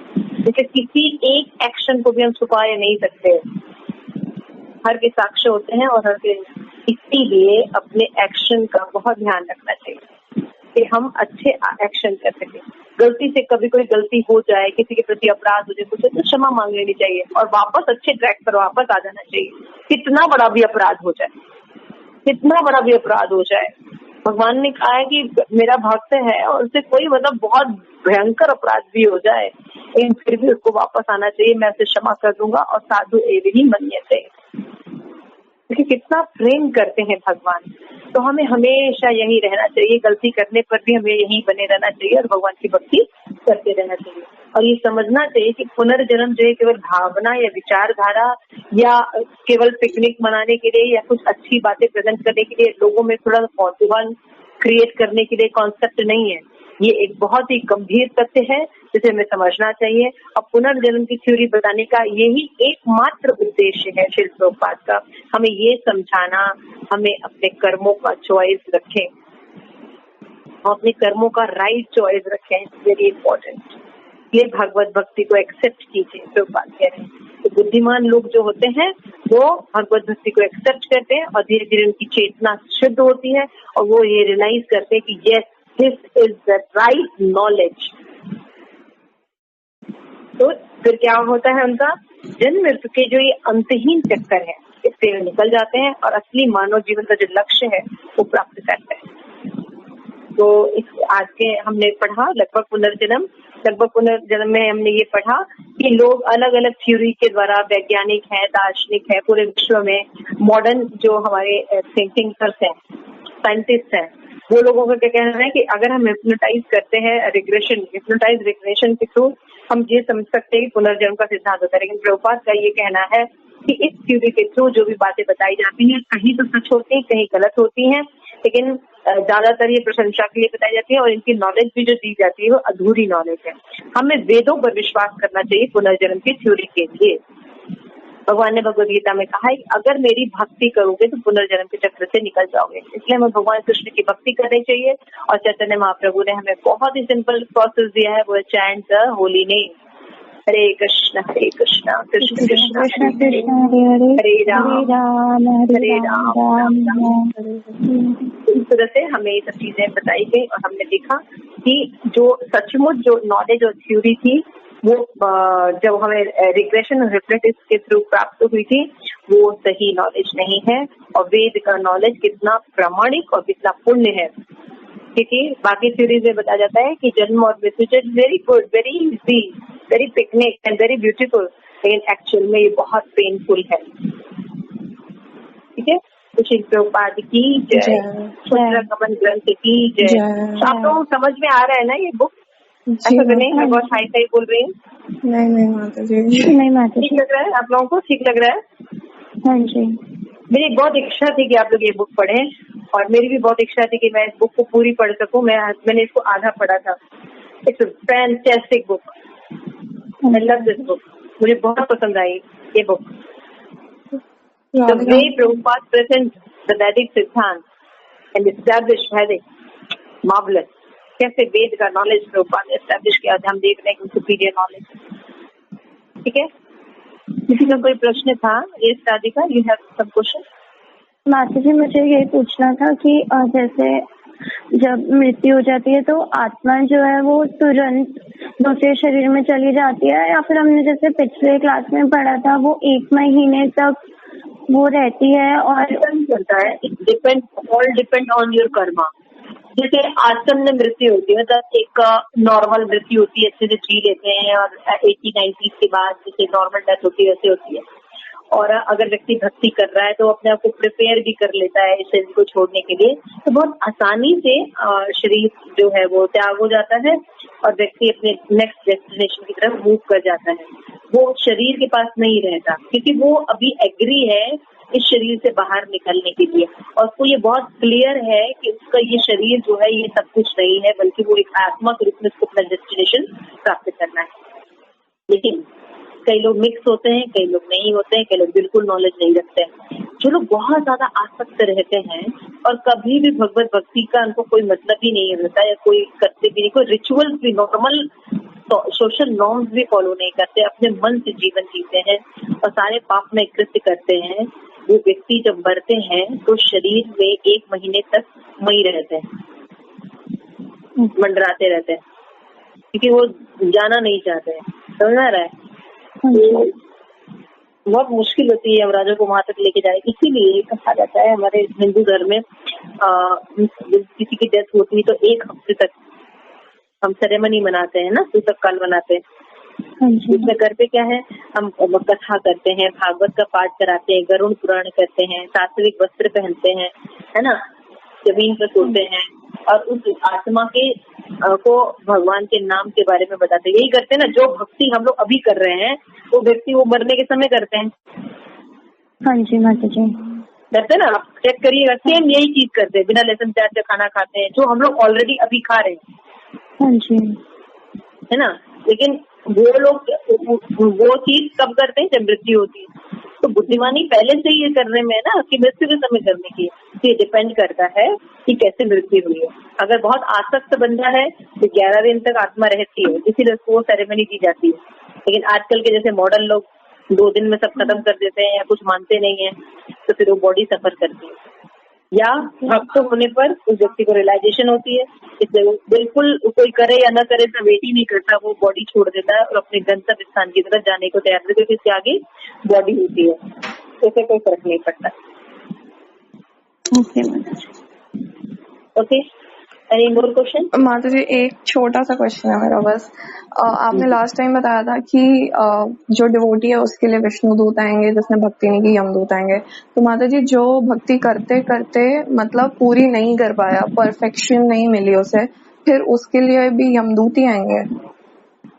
भगवद गीता में भगवान समझाते हैं कि अगर कोई व्यक्ति मान लीजिए भगवान भक्ति कर रहा है लेकिन उसकी भक्ति पूरी नहीं हुई, मान लीजिए वो वायु जो है बहा ले जाती है, बादल छिन्न भिन्न हो जाते हैं, ऐसा वर्णन, उनका क्या गति होती है। तो भगवान कहते हैं जिसने नेहा भी करना शुद्ध, तो अगर थोड़ी सी भी भक्ति किया है, राम नाम भी जपा है उसने, भगवान कहते हैं उस पर प्रकृति के नियम लागू नहीं होते हैं, उस पर मेरे नियम लागू होते हैं, वो मेरे अंडर में रहता है और भगवान के अंडर में रहने का मतलब क्या है, भगवान तय करते हैं। 2 कारणों से कोई भी व्यक्ति भक्ति नहीं कर पाता, या तो उचित मार्गदर्शन न मिला हो या धन का अभाव हो। ये 2 कारणों से कोई भी व्यक्ति अपनी भक्ति नहीं कर पा रहा। ठीक है अंबिका, अंबिका चली गई। यशिका माता जी, अंबिका माता जी आस्था माता जी से कनेक्टेड थी, मुझे नहीं पता। अंबिका माता जी तो है। हरे कृष्णा। अंबिका बोल नहीं रही। ओके, आंसर आपको समझ में आ रही है बात? तो हम 2 कारणों से भक्ति नहीं कर पाते। कौन से 2 कारण है? धन का अभाव और उचित मार्गदर्शन, और सही उचित मार्गदर्शन न प्राप्त हुई। जिसको धन के अभाव के कारण भक्ति रुक जाती है, उसको धनी मानी परिवार में मनुष्य जन्म प्राप्त हो जाता है। मतलब मनुष्य जन्म तो निश्चित है।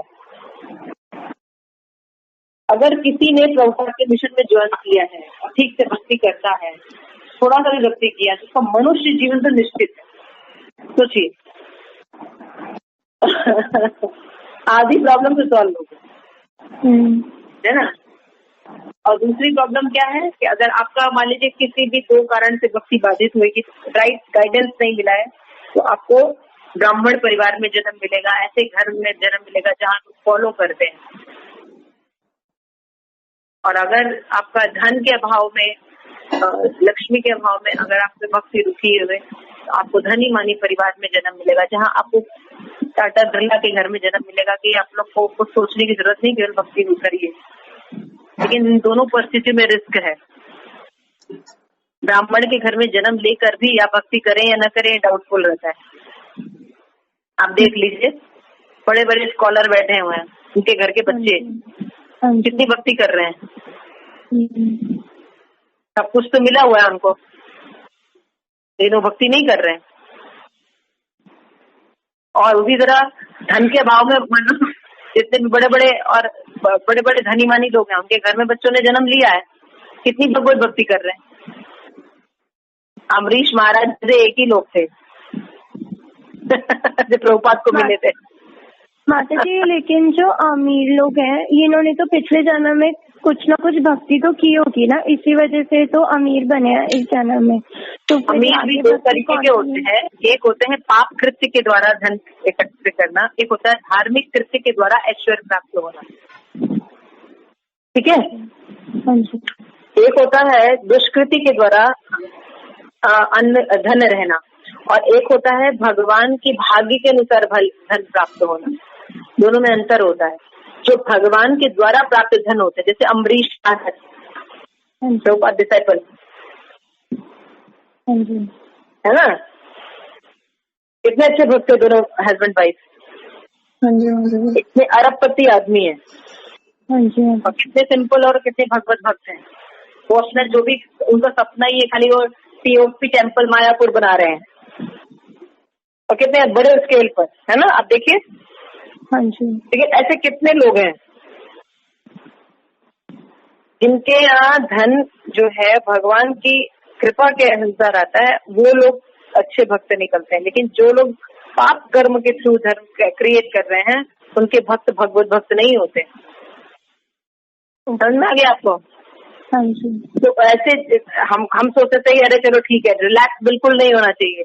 वैसे जगत जन्म लेकर भी कितने लोग भक्ति कर रहे हैं।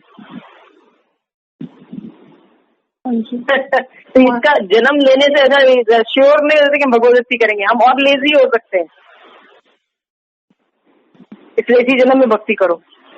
समझ रहा है? तो भक्तों को कभी नाश नहीं होता, कभी कुछ नहीं होता, हमेशा पॉजिटिव रिजल्ट ही रहता है।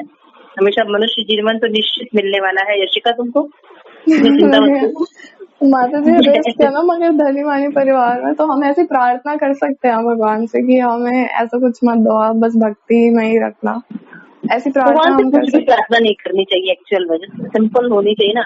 और आपको जैसा अच्छा लगता है, मेरे लिए जो अच्छा है आप करो। बस ये ध्यान रखो, कभी कभी मेरा दिमाग खराब हो जाए और मैं आपसे कुछ मांगू तो देना मत। माता जी हम ये तो मांग सकते हैं ना कि हमें कभी आपकी विस्मृति ना हो। हाँ, ये मांग सकते हैं, ये तो मांगना ही चाहिए। सेवा मिले, विस्मृति मिले, भक्तों का संग मिले, और उस भक्तों को संग को समझने के लिए, सेवा के लिए योग्यता भी दीजिए। ये सब प्रार्थनाएं करनी चाहिए। ठीक है, thank you so much my good Manjari. I hope ये थोड़ी लंबी क्लास थी, बट यू कैन एंजॉय।